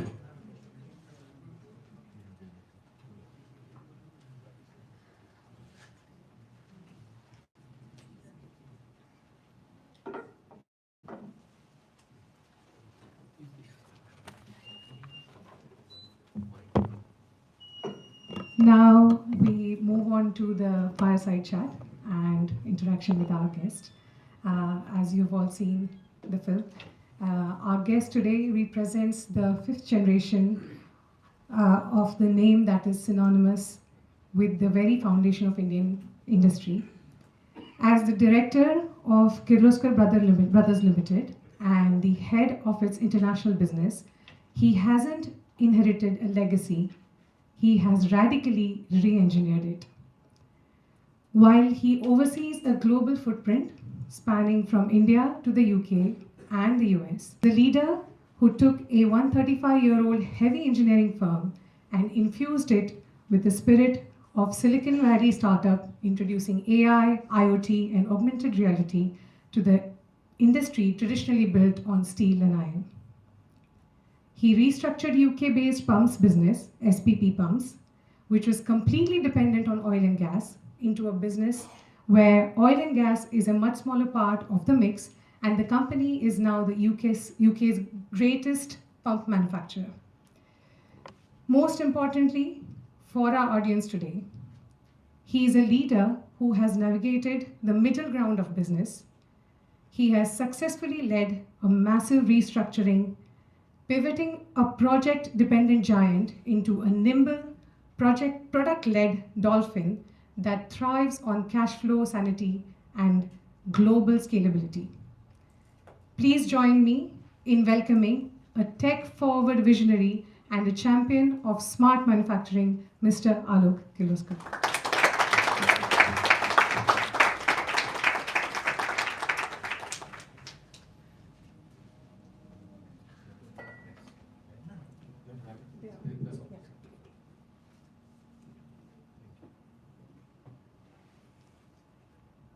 Welcome, Alok. You have been on OMPEG event before, and it's great to have you here again. And this time speaking to you to know more on your personal journey and a very inspiring one. To begin with, we have many parents here today. We are doing live streaming on YouTube. And I would like to understand your early years as a child and focus on what our parents might want to take back to their children who are probably in schools and colleges, or many young entrepreneurs who are sitting here today. Before we dive into the side of business and pumps and technology, I want to go back to your childhood and understand at what point in your early years did you first realize that your family name carried such heavy weight, historic weight, and how did that realization shape you as a person you wanted to become? Thank you for that question. Should I use this mic? No, I think probably. Sorry. Once it stops flashing, it's ready. Yeah. Thank you. I think the most important thing is being grounded. I think in general, my father, brought up by my grandmother, is a very grounded person, and I think he ensured that we were similar. I remember later on, thinking to myself that Pune had a very prestigious hotel called Blue Diamond. And the Blue Diamond was owned by us. Of course, no one said this to us specifically when we were children, and we didn't know that until a little later. But when we were children, we only went to the Blue Diamond when there was something to remember. You did exceptionally well in an exam, or it was some event. It was not that you went to a hotel or a restaurant on a regular basis, just because you felt like eating good food that day. So I think that was important to start with. And like you asked me the first question, why, people of course, not children my age, but it was mainly the parents or people you came across who were very enamored of my great-grandfather, whose video you showed. The business, of course, was started by his father. But they knew him, they remembered him, and they would ask me, "Oh, are you related to him?" And of course, they would tell me how great he was. But I would say that's what sort of helped me understand that that the family was respected for building the foundation rather than just making money or anything else. So I think that was what was important. Being grounded, I think that is something that is key for any business, even once they have reached a certain point. So that's very important. Moving from there on, so when we look at your journey, when you came to Carnegie Mellon, then high performance cultures like NASA and Toyota. What were you looking out for? Like, what was that part of your life like? You must be viewing the world, grasping, absorbing, learning. Again, like, what is it that you were looking to understand, and then seeing how your upcoming journey would be? I think it's hard when you're growing up to know where you would end up, right? Because life is changing. India was changing. I mean, India moved from a licensed Raj economy in 1991 to opening up. The businesses changed. While we were not a licensed Raj business, the businesses were impacted by a variety of factors, which was the fact that capacity was restricted until 1991. But after 1991, when the economy opened up, it was as if the government had restricted the capacities of Indian companies, but had suddenly opened up the market, welcoming foreign companies, while the Indian companies whose capacities were restricted could not fulfill domestic demand. And that meant that there was huge amount of expansion required in India. And that meant that groups like ours were heavily leveraged at that time. And hence they had become very unstable through the 90s. And so there was no guarantee that there would be a group by the time I came around. So I think the focus was really to see how you could get a good rounded education. And I asked my father, should I do finance, engineering? And he said, you should do what is interesting to you. But if you're interested in the group, I have not really used much engineering. He's an engineer. Maybe you should focus a little bit on finance. And I thought, I'm not sure, because you need to know a little bit of what you're doing if you want to do that. And so I picked Carnegie Mellon, or Carnegie Mellon picked me, one or the other, in terms of, it's finally the college picks you, you don't pick the college. It was a course that had engineering and finance together. And that was one of the reasons I was very interested in going to Carnegie Mellon. After Carnegie Mellon, I went to work for a startup, which you didn't mention. And the startup was in California, and it was part of, later on a part of it got acquired by a big software company, where everyone had to be engaged for some time. But from there, when you're working for a startup, you realize the difficulties that startups face because of unstable cash flows. The fact that in a startup, you're always fighting against a much bigger company whose brand is recognized, while your brand is not recognized, and you're always trying to prove yourself. And these are the things that you understand are the shortcomings when you're setting up a business, starting a business. And those are great learnings for me, for me to understand that, on the startup side, finally it's about engaging people. It's not about selling a pipe dream, but at the same time, it's about ensuring that people are engaged and going with you through this journey, where there's some meaningful milestones that people can appreciate and take confidence from, and then move to the next milestone as you start, scaling that business. And so people are everything, and that's what I realized, that companies are all about its people. And that's what I took away when I moved back to India after that to our business.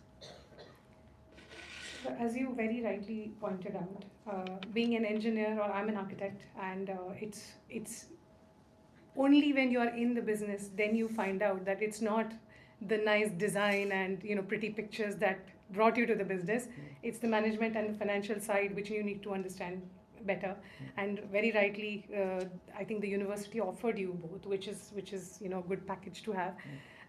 Apart from there on, with this fresh pair of eyes and having seen what you had seen, and you rightly mentioned that you looked at how people build a business, and how bringing them together and working with them is the key. Any other aspects that kind of helped you get into the family business initial years? What was your perspective, or what else did you carry forward? from You that know, experience? One of the things I also learned from Carnegie Mellon, as you might know, Carnegie Mellon is very well known for engineering, programming, AI at that time, robotics at that time, because of course we're talking early 2000s. So it helped, everyone had to do a course or few courses in engineering if you were looking at the engineering side of the degree in engineering for programming. And programming helped me at that time, even the basic functions about, where they said program a robot, moving around on the ground. And it said, you've come to an obstacle, you take a right or you take a left or whatever. It helped you understand how a software system can think. And for me, that was very interesting because, later on as I started to appreciate how AI could help a business, it is very first important to understand how is a software program put together, and hence how does a computer system think, and based on that, how can you make it think for you? What kind of information can you put in there that would be useful, that it can learn from over time, and that it can support you as a business.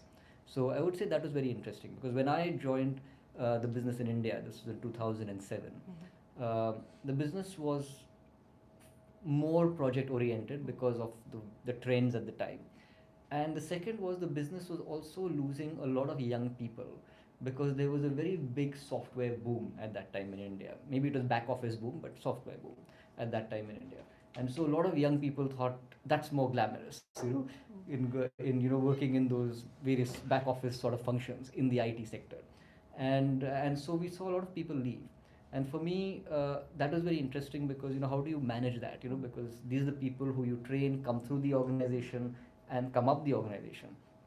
And I remember that around this time I went to a big major steel company. I don't want to name it because we're in a public forum, but a big major steel company, private sector in the east of India. And at that time I normally didn't give out my card. And I was with my boss, who was the vice president at the time, and we were sitting in front of this gentleman in a steel plant. He looked at my boss's card, vice president, and he said, looking at him, Kirloskar, you guys are like a government company. We send you inquiry and you respond after a month. So the sales guy was also there. He's looking very sheepish. And so anyway, we leave, and I asked the sales guy, why does it take us so long to respond? So he said, because, just to put in context, so in India, in the Indian entity, half our business is retail, which goes through hardware stores, so homes and farms. The other half is industrial, which is what I'm discussing. And in this industrial, there's a what we call made to order. So it's already made set of products, and you make some changes to it for different industrial settings.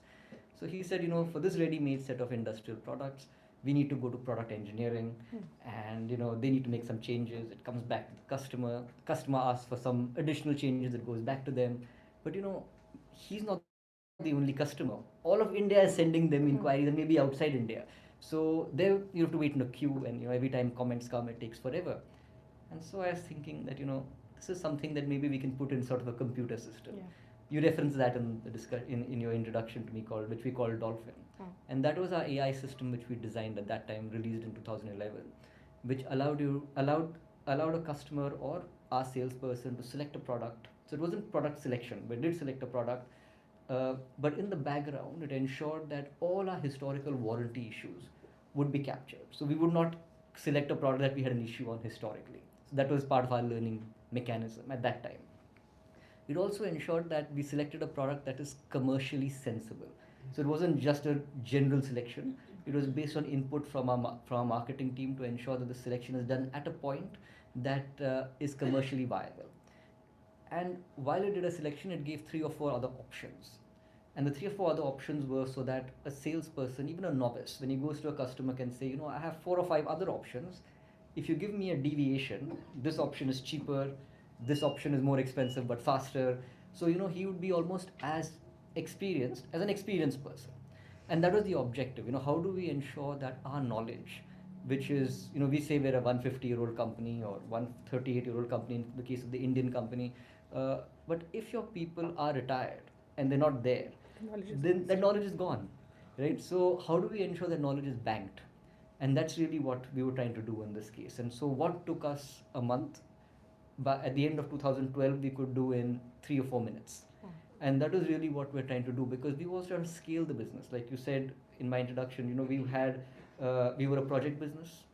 We had a lot of issues with the government making payments, and we had to pivot to being a product business. A product business required focus on selling products, pushing in the market. And if you require very experienced people to sell your product, first of all, they're limited. Secondly, they're expensive. And so we had to automate that basic part of it. At the same time, like I said, had a huge outstandings from various government. We had a huge amount of debt. We just didn't have the cash to invest to add huge number of people to promote the product business. We had to find an alternative way to promote the business with a limited amount of resources. So that's why we turned at that time to what you could call AI. It is more primitive, but that same concept. Which was way ahead of its time, I would say. Under a lot of desperate situations, Yeah. yes. Knowing it's, at that time we're talking about 2014 or 2011. 2011. Yeah. Yes. Between then and now, it's only now that it's become so common and known. Yes. It was way ahead of time. Sorry, please continue. No. Yeah. So I was just saying that while I'm a fan of AI, I think that AI is very useful in banking and operating your baseline business. But till now, I've not seen it, and I don't necessarily think that AI creates the innovations. It's still people and our brains that create that innovation that drives us to the next step, right? So the AI will help you run your daily business, ensure sustainability of your daily business, but it can't do something new and change direction of where you're heading. Yeah, I think if we look at the period you just mentioned, so 2010, 2011, where KBL had debts and going through the sort of crisis period. And then oil prices crashed, which is something you've mentioned, and where SPP also was struggling to get new contracts and stuff. So the way I've heard you speak about this is your intervention has been restructuring of the company, at the same time taking care of the employees, keeping their enthusiasm, motivation going, not losing people who you have seen them, you've made them grow through the company. Shifted 75% from 75% project-led company to 97% product-based company, and introducing AI and IoT, as you mentioned. And I think there was this whole thing about moving the company to become a service-based model, and which is where the sort of great success of SPP happens during this period. And also expanded globally, ventured into new markets. 42% of the revenue is coming from outside India, and then sustained profitability. So I think that there is a massive chunk of progress that happens between these years, and then also with all the SMEs who are sitting here, and we happen to discuss that cash flow and debt is always a challenge. So I was, while you were saying that, I was looking at this in 3-point perspective. One thing is the strategy level, which you mentioned, which was the dolphin strategy. Financially, it is again growing into product side to then make it more sustainable rather than massive projects and the cash flow issues and all that you were facing. The third thing that you mentioned on AI and AR, there is a lot more that was done in terms of making use of the bottom line. So if you could help us understand how that was done. Sure. So, this was mainly done in SPP. So, SPP was our UK entity. And I moved to the UK in 2012, in January 2012. And the first year, the business was doing very well because it was very dependent on oil and gas. Almost 70-75% of the business came from products we sold into the oil and gas industry. And in 2014, the oil and gas prices collapsed. So, what was close to $140 a barrel came down to in the mid $20 a barrel. And this company was effectively on its knees. There's almost no sales because of huge amount of drop in sales, and at the same time we were not able to understand how do you diversify into any other segments, because oil and gas required large products, which hence gave you a large revenue with a limited number of products. Single large products, and hence you got big values from those single large products, and they constitute your revenue. The good thing was when you have limited number of large products which are high value, you don't need a lot of people. And in the UK, for us or for any manufacturing company, your second largest input cost after material is people. So if in the oil and gas industry, we supplied big number of pumps, large size pumps, not large numbers, but large size, So you needed fewer people and you got good returns. Now we have to effectively go into other industries that required higher volume of products, hence more people, hence much higher costs. And so we had to find a balance of how could we make the same return, because now suddenly the second largest input cost is shooting out, shooting up all of a sudden. And so we had to sort of reposition, and we tried a few things. Some things failed. We tried different industries. When we went into district cooling initially in the Middle East, especially, and that didn't go very well. The good thing was that district cooling later on helped us to get into the data center cooling systems, because they're very similar. And much later, that's done very well for us in America, especially. But at that time, it was not giving us the return we wanted. So we decided, where we recognize that we can get a good return and yet have easy access because the brand has some recognition. So SPP, like you said earlier, had a big footprint in oil and gas. And so we went into services for oil and gas. And so services have a better margin.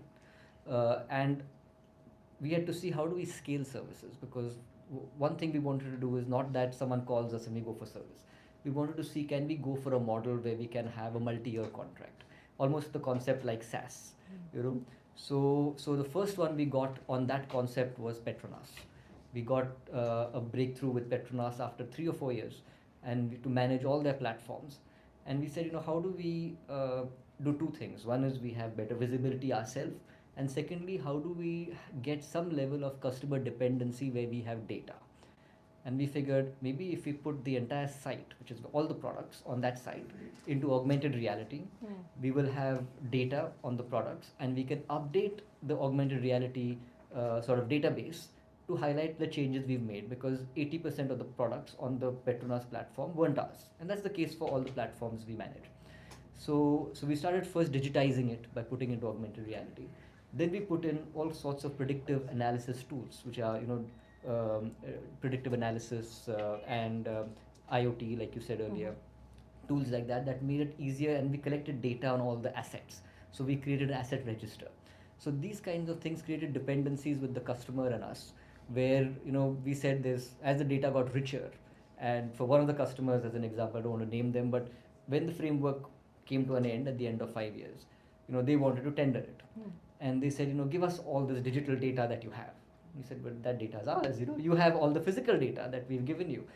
And after we went through a few iterations, they said, forget it. Just continue with what you're doing. And that was really what we're trying to do. That how do we ensure that first we do a good job, secondly we build a SaaS model on that service concept, and the third is how do we start moving things onto a AI platform, and how do you scale it? Because now over here, see, today we're not a labor contractor. We send people onto site when there's an issue. But when you want to start going into, so today we also manage 120 sites doing this. So in the UK, we manage all the water utilities, we manage INEOS, various companies. But how do you scale it when you're going to America or you're going somewhere else? Because we have a limited number of experienced engineers. So we got the AR data, augmented reality data, onto a platform where we started looking at what does damage look like. When this kind of damage takes place, what operations do you do to repair it? How long do those operations take, right? Because then that comes to your costing. And so we've created a tool today which operates in our service centers, because that was our first step, that when a product comes in and we take a picture, can it recognize the type of damage based on the database, and can it estimate how much cost it would be to repair that? And the concept is that once we have this operational as we do now, we can franchise this to other people, let's say in America, because America is massive, right? And products will not travel from America to, even within America, where we have a plant in Atlanta, let's say. Nothing's going to travel from California to Atlanta, as an example. It's too far. So can you franchise it, where our model is that we supply the parts of anybody's products, while the person who operates the service center brings in the work, does the actual repairs, and makes his revenue from that. So it's a win-win model for both of us. So that's really what we're trying to move towards. How do we move this business to have a SaaS component? How do we move this business to be able to have distributed setup? Where yet we have that level of control, almost like a McDonald's does. Yeah. So that sort of concept. Yeah, it's really incredible. It's ahead of time, and it's a very fascinating part of your journey where we see a lot of things that have been introduced ahead of time. from this conversation that we just had, I wanted to have some rapid fire questions, and that is just to help our SMEs here or businesses at various scales who can take practical advice from some of these things that you've engaged with. So my first question was going to be about emerging patterns. You spotted a pattern early, like AI and AR. How does one recognize an opportunity and execute faster before anyone else in the market? I think it may not be a rapid fire quick answer, but I'll just put together how I look at it. I mean, and since everyone's from India, I'll give the example of India. As India grew, when India got independence, we were looking at first, the basics in the country. That's what did well back in those days. People who were selling, like us, selling pumps and engines, and the basic stuff for farmers, and then maybe for steel plants as the steel plants came and the infrastructure sort of was set up. And then you came into the 80s where, suddenly people had some money and they said, you know what, I want a scooter.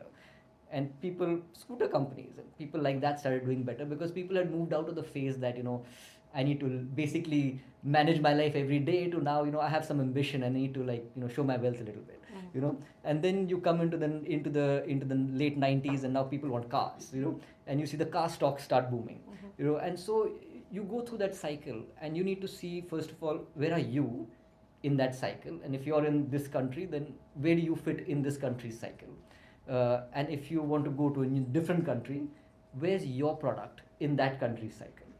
Are you one of the ones, are you matching in terms of, where, that country is putting in that stuff that you have? Are you going to come in a bit, so you need to scale your investment accordingly? Or are you actually, is that country past where you are? So let's say, for example, us. Coming into the UK put most of that kind of infrastructure in the 50s, right? And over the years, they've moved into finance, services, other things. But now, because there's a huge growth in population, you've come almost full circle. And if you look at the asset management program, AMP8, which is where the water utilities invest money, the AMP8 program for this year for these next 5 years is 88 billion pounds, which is the largest it's been ever. So sometimes if you wait long enough, you come back into the cycle, so it's like that. And so I feel that one should look at where you are in the cycle. But regardless of the fact, I think what's the most important is to understand who are you catering to, and for SME from a point of view, I think is cash flow. For everybody it's cash flow, but for an SME especially it's cash flow because you can't borrow money to fund it. So I would say that's a focus. And are you seeing any similar shifts in technology? Is there something that we don't know that we should be looking out for? I don't know if it's in technology. I think it's how you use technology. I think, and that's the case for AI or AR or anything else. But there's definitely a shift in the world, and the shift in the world today is that you're moving away from as companies where you're doing work in one place and just selling everywhere else, to where a lot of Western countries that have been consumers of goods and technology and services have slowly realized that their own people are now getting unemployed. Their budgets are not balancing, and so they need to have work done here, wherever that here is, locally. And I think companies that are able to do that effectively, that doesn't mean you have to do everything in every country, but effectively is the operative word, will probably do better. And how you use AI, AR, whatever else to do that, I think is effective. We talked about this 97% product-based model and the service industry, and what I was just looking at the data and looking at SPP balance sheet for 2025 shows 18 million in cash. So companies, as they grow, become risk averse. However, once you have a certain amount of cash, do they almost need to take some smart risks? How do you see risks, and what risks you have taken, and what outputs you think that has given you? You've looked at our UK entity's balance sheet, and yes, so our UK entity, and I'll tell you what I've learned. Our UK entity, when we went through that difficult cycle, was in a very, very bad state. And I mean, forget about cash. I mean, they maxed out all our credit limits just to keep the operation floating. And at that time, I realized that it's important that we ensure that somehow with interacting with how we manage our customers, because we need to ensure the customers understand we're doing this. It's a business at the end of the day. We have to manage our costs. They have to manage their own costs. We can't fund them. We're not a bank, right? So once our team understood that, which was an education for our team. We have to not the immediate team, but the team. I mean, the entire company. People who are interacting with customers, because everyone is always very concerned about suppliers, but people forget that yes, we have to pay suppliers on time, but we also have to pay our employees their salaries every month.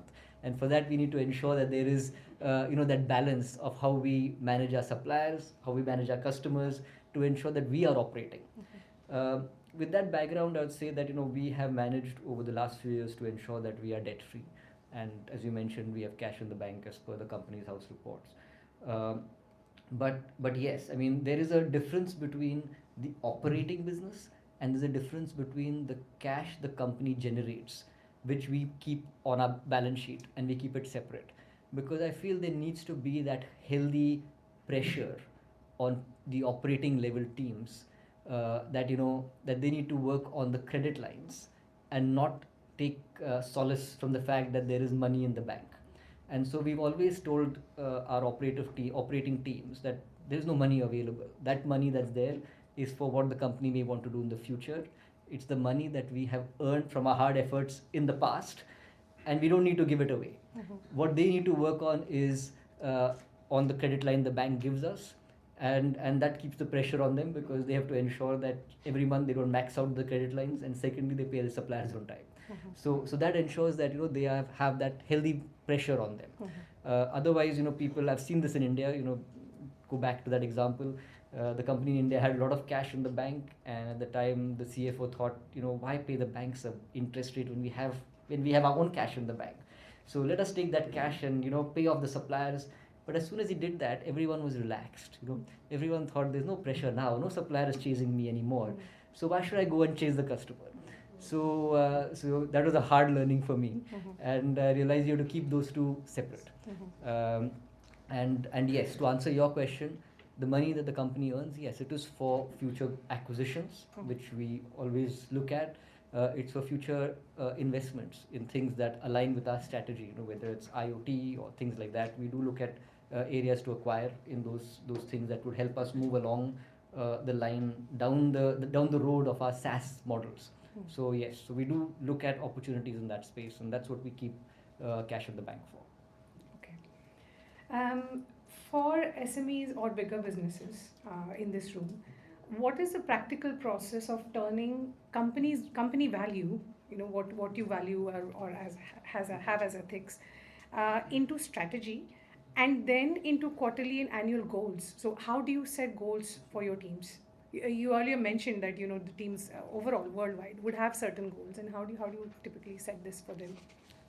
So what we usually do is that we have a annual operating plan, which we also call budget in the UK, and we have a long range plan. We have actually used a very interesting software. I'm not here to promote the software, but it's interesting because it's based on the X matrix. If you're familiar with it, so you don't need the software. You can build your own X matrix.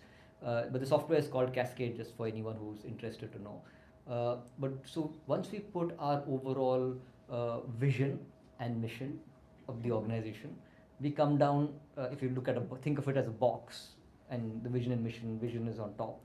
We come down to some of our goals that we need to have for that vision and mission. And from the goals, you sort of come down to the initiatives for those goals that you require, if you come to the bottom of the box. And then you connect that to the left-hand side of the box with some actions. And all those actions have a name against them. Now, the software only helps you monitor that those people whose name is against them are doing those actions on whatever frequency you set, weekly, monthly, whatever. And once you have that, then you can ensure that that work is actually being done that matches your goal from, let's say, my perspective. But every person in the company whose name is against that action also can see how that action finally connects to the vision and mission of the company. And I think that's very important, because if the person doesn't know what they're working towards, Yes. then it's lost, because then they just come into work and they have no idea, how am I making a difference? Right. And that's the most important. How am I making a difference? They need to know that. And how are they actually impacting? Is their hard work working towards making a difference, or are they stalled? Right? Because then they know that's the time they need to ask for help or whatever else. I think going back to where you've started, isn't it? It's all about people and how you bring in those values for them to be able to work for the company with their own enthusiasm is, I think, the key that is there in the background of the entire the way you've been functioning. That was the rapid fire. For that matter, the practical side for everybody to take away. Going back to SPP and KBL and your journey. In today's world, we are seeing trade barriers and shifting geopolitics. What is your experience about global expansion and management of various markets, and your experience between India and when you moved to the UK?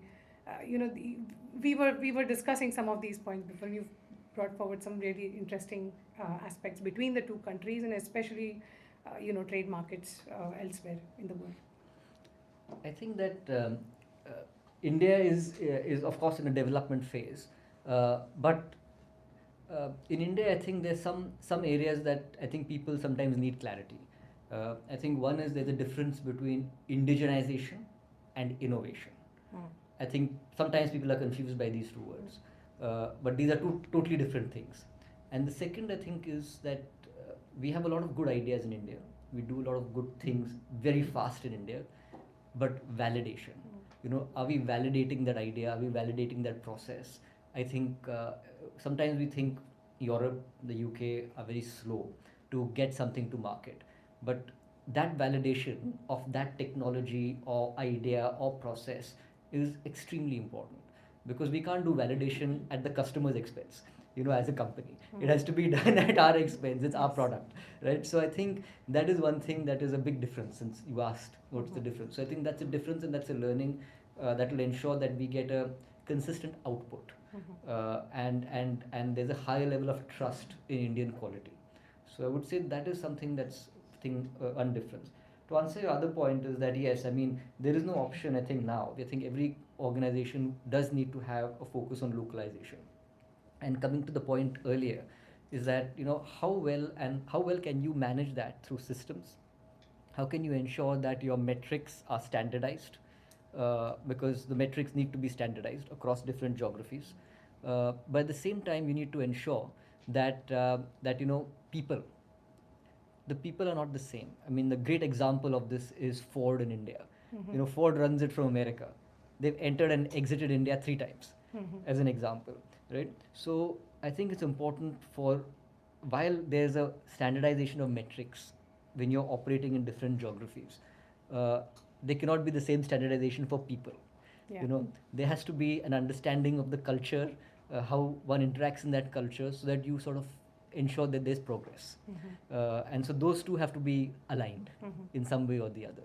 And AI systems, others are very useful in ensuring that standardized metrics in the organization can be reported automatically, can be standardized, can be displayed in different dashboards, however you want them.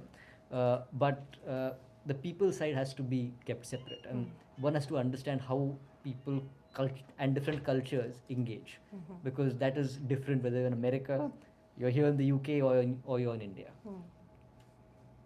And sorry, I think the mic is off. Did I switch it off? Or? If you just press it. I don't know if there's a battery. Oh, is it? I can use this yours whenever you can use want. yours. Yeah, this one. I think we are. Go ahead. No, nothing to add. Yeah. So it comes down to people again. I think we've said it a few times. In terms of your journey, and there is one last question that I have, but before that, is there anything you would like to add from today's speakers? What you've heard. Are there any specific points you would like to mention? No, definitely. I think in what I heard, I really liked what Mr. Gore presented. Very interesting in terms of technology and products. And I think he also mentioned is going through that certification process, Yes, yes. which is very important. And of course, for him, it will ensure that level of consistency and trust in the system because it's a very critical kind of product, especially when it comes to healthcare. I think that's very interesting. I think, but of course, I think everyone has talked about various things. I always feel cash is always very important in an organization. Revenue is second. I think cash is number one. Aryan then mentioned something at the end, and that struck a chord with me, which was that everyone looks to get acknowledgement from someone. In India, very often it's our parents. We look at them and we find that level of acknowledgement from them.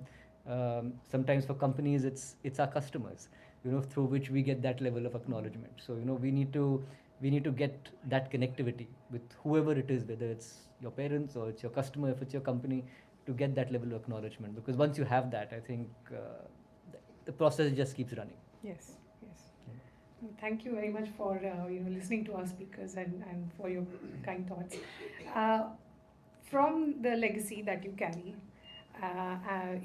you are the fifth generation. You have introduced this AI and technology into the company. What is the specific social impact you are striving to make through the high-tech leadership, and how do you want your chapter in the Kirloskar legacy to be remembered? It's a difficult question, but I think we've yes. you mentioned lots on Yes, social yes, impact in definitely, general. So I definitely. think that's quite interesting for everybody to know. I mean, since you mentioned fifth generation, I would just say that my great grandfather sort of navigated the group through World War One. My great grandfather, whose video you showed, sort of navigated through World War Two and the license Raj. My grandfather and father navigated post liberalization, especially. I think for our generation, the fifth generation, it's really been around how do we navigate in the current environment where there is a focus on distributed manufacturing around the world. How do you ensure that we have metrics that can manage that, which we talked about earlier? And at the same time, how do we use AI successfully to ensure that there is growth in employment? Because that's finally what companies like manufacturing companies do. When we're successful, there is growth in employment. So how do we ensure that this has been managed properly? And I would say that that's the focus area. That how do we have distributed manufacturing, understand those cultures, and use the new technologies like AI to grow in those areas. And while we are in those regions, like we do in the UK, we do a lot of work around veteran reskilling programs like we do in the US. A lot of our veterans in the US come back. We have a partnership with the government. Yeah, they come back from Iraq or Afghanistan, and we reskill them so that they're able to come back into the industrial sphere, because that's what we can teach them. In the UK, we work closely with food banks like Trussell Trust, which is near our plant, to ensure that it's topped up every week or every month, and the baby bank also, because sometimes people forget about the baby bank. The baby bank's also topped up. So we do so it's important that we did a lot of this in India when India was our main market. Like you said, almost coming up to 50% of our business now is outside India, and it's really for us now to create that same sort of goodwill. When I go to India, the amount of goodwill that the Kirloskar name gets comes from nothing that I have done, but everything that my previous generation has done. And how do we get that goodwill in wherever we operate? And today we operate with plants in the US, in the UK, in the Netherlands, South Africa, and Thailand. How can we get that goodwill that the previous generation got for us in India to leave for the next generation? I think that's important. Thank you very much. I think we can take a few questions from the audience. Couple maybe? Maybe one or two. One or two.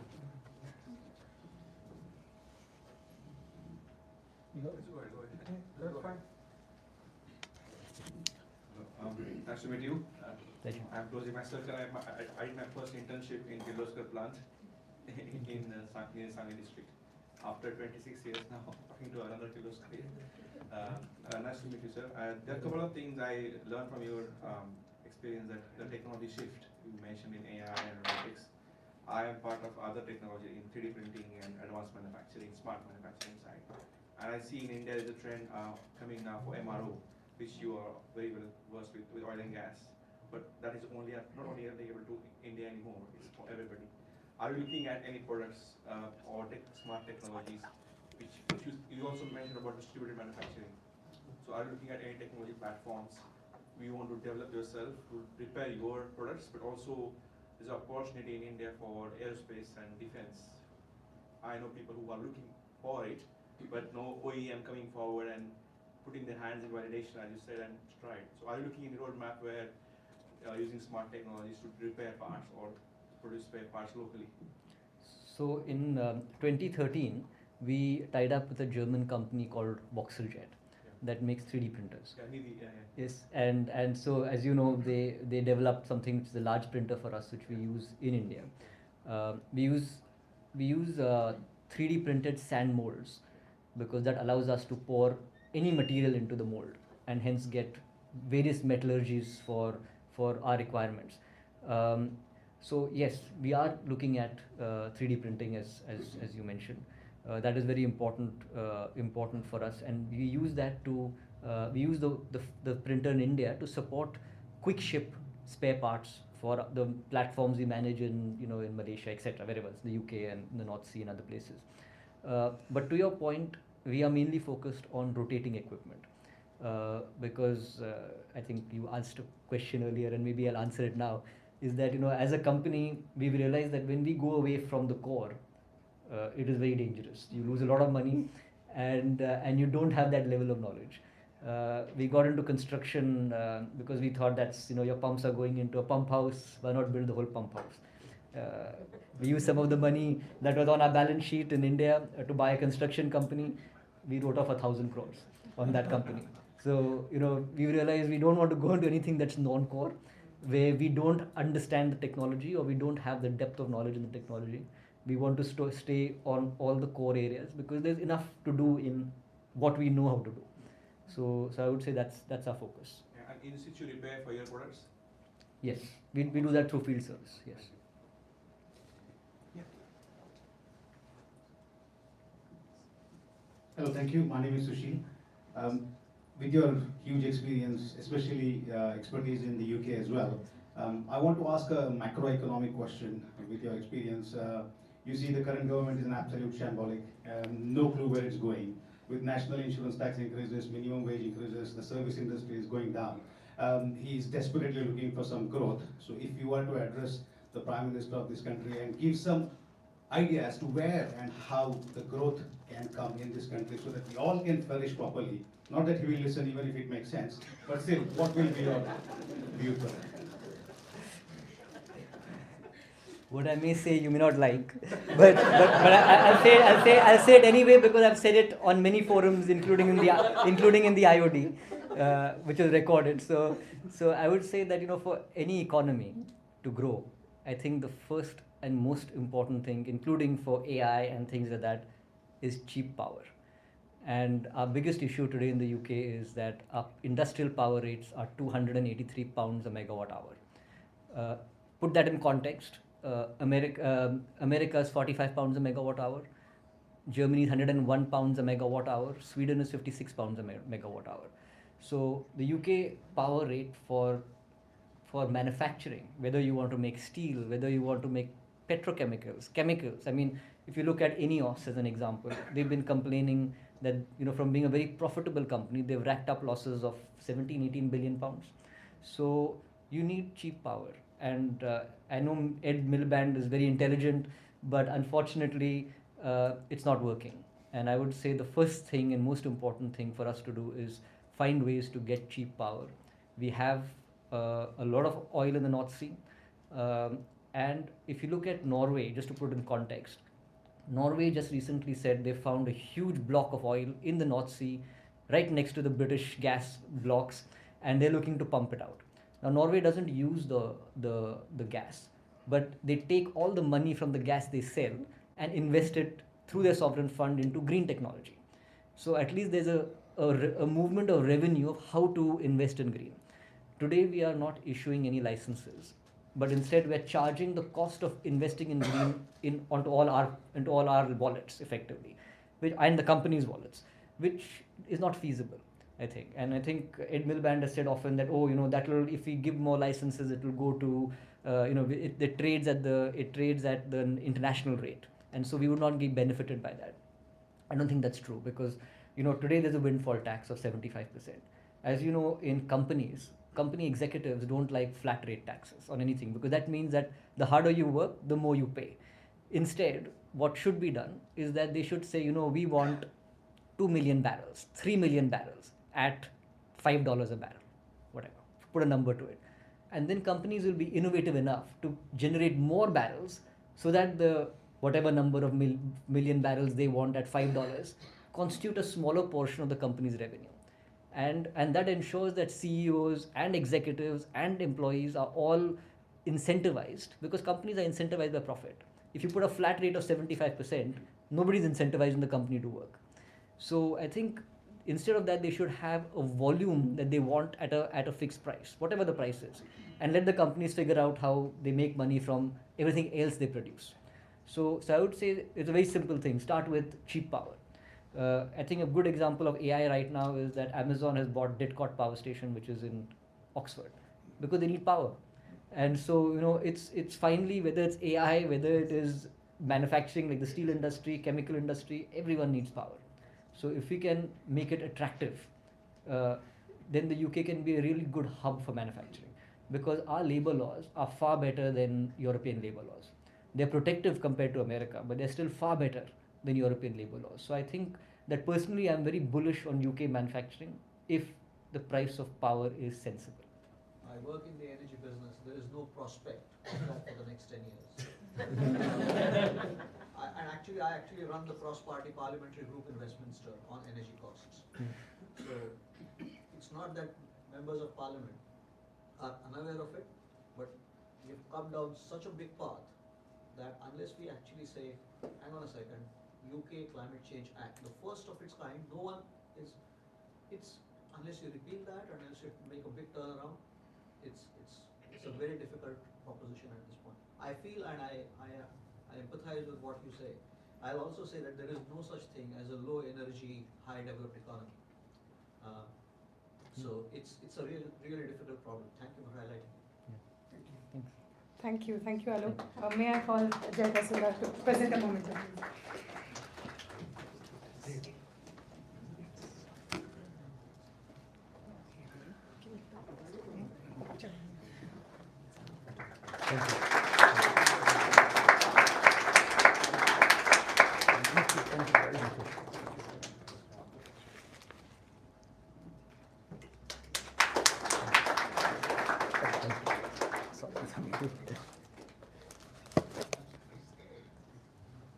Thank you again. Thank you. Yeah, please. Thank you. Let's give her a.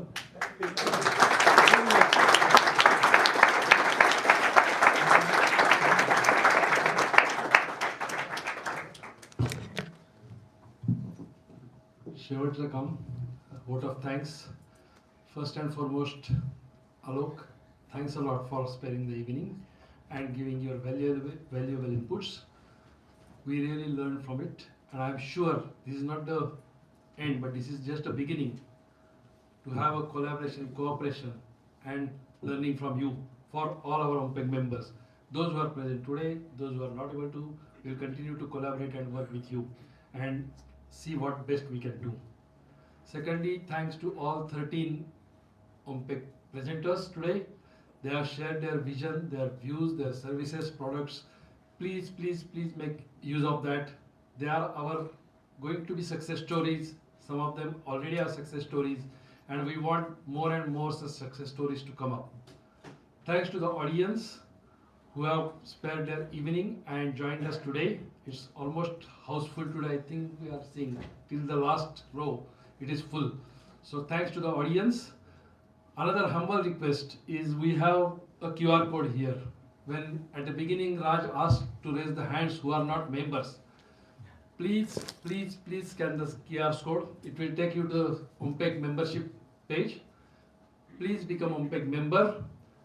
You can see, अभी आजकल तो threaten का जमाना है, you know. So I'm directly going to threaten you.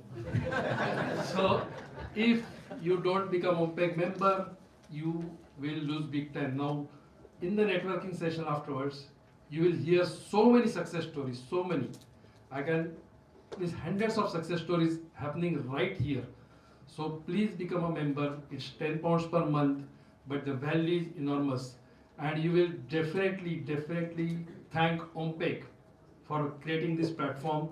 In couple of months, it's not even years, couple of months time, you will start thanking, and you will ask your friends and relatives and family members to become part of OMPEG.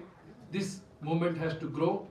Please help us to grow. We are here to serve you as a platform. Please join us in this movement. Thanks a lot, and we'll have snacks and tea and coffee just outside in the networking session. Thanks a lot.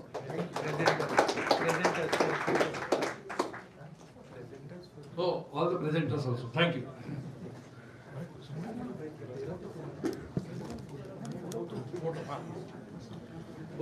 Can we quickly have all the presenters today with our guest of honor to take a few snaps? All presenters, please, quickly. Can I request all the presenters quickly, please?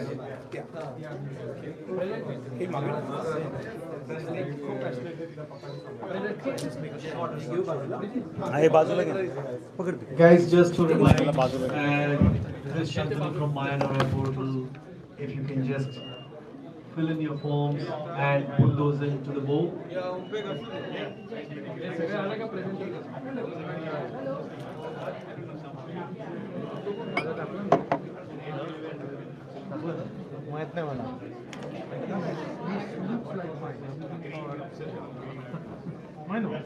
Data is king. Data is king.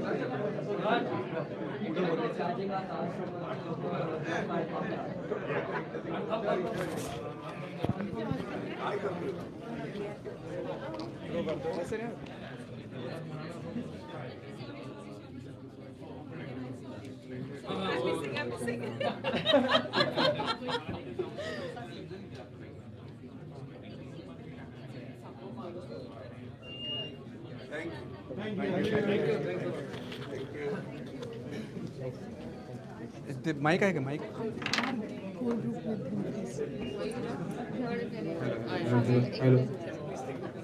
If anyone wants to volunteer to share like couple of words about the program, please come here. We are live streaming on YouTube, so if you would like to share a couple of words, please come forward.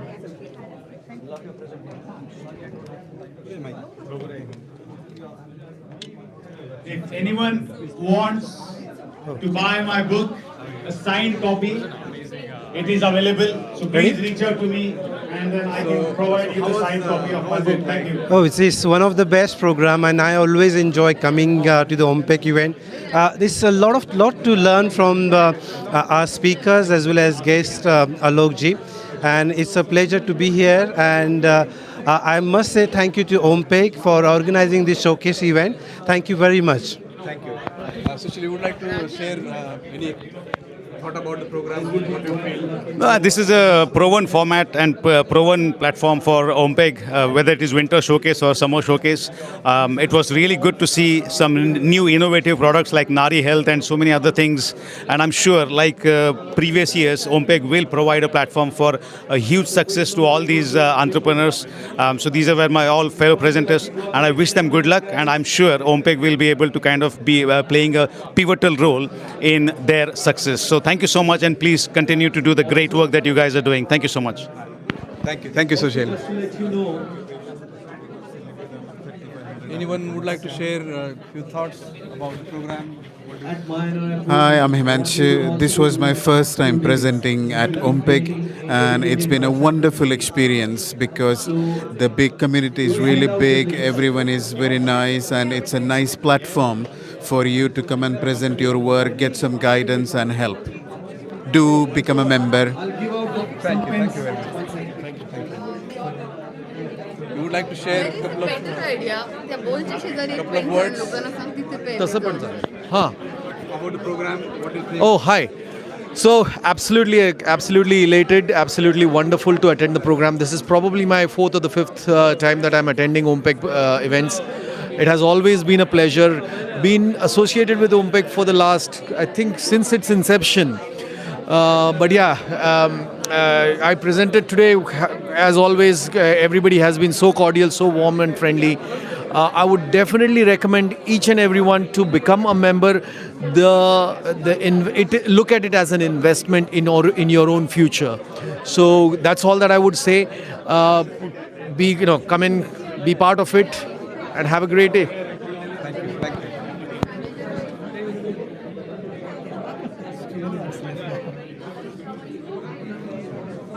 You would like to share in a couple of words? Absolutely. Thank you. Sorry.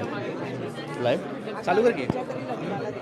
So first time आम्ही ओमपॅकमध्ये आलो होतो as a student म्हणून आम्ही journey start केली होती आणि आत्ता last मंथमध्येच जेव्हा सरांचा पॉडकास्ट झाला होता तेव्हा आम्ही सरांशी कनेक्ट झालो. खूप मस्त कार्यक्रम झाला आजचा. खूप सारे नवीन इनिशिएटिव्ज आणि खूप सारे मोठ्या लोकांकडून आम्हाला शिकायला भेटलं. थँक्यू ओमपॅक. आम्ही पुन्हा जॉईन करू आणि नवीन लोकांना सुद्धा आणू. नक्की. Thank you.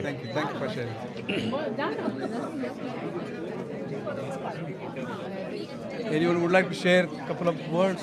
No?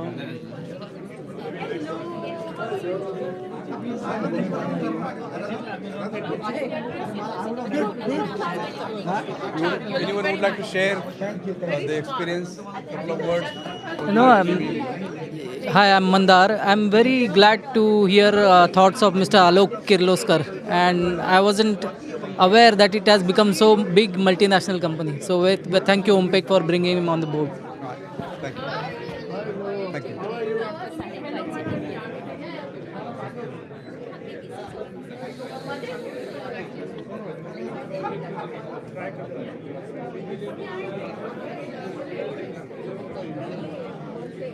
You would like to share a couple of words? You would like to share? You would like to share the experience of the program? I'm good, thank you. No? Yeah? Yeah, it was really a very good event. This is my first time attending. But I was just talking to Ravi that, I'm now regretting that why I haven't come to these kind of events before. So henceforth, I'm going to come on a regular basis, and first thing I'm going to do is become a member. And obviously, there are a lot of success stories. I'm quite impressed and inspired by everything. Thank you. Thank you, Ellen. Thank you. You would like to say? नमस्कार, माझं नाव श्रद्धा. मी पहिल्यांदाच ओमपेकचा हा event attend केला आणि it was really very nice to meet all entrepreneurs in UK. खूप काही शिकायला मिळालं आणि खूप काही छान छान लोकांची भेटी झाल्या, ओळखी झाल्या आणि I am very sure this will help everyone for the future entrepreneurship और प्रोफेशनल ग्रोथ. थँक यू ओमपेक for organizing such wonderful event.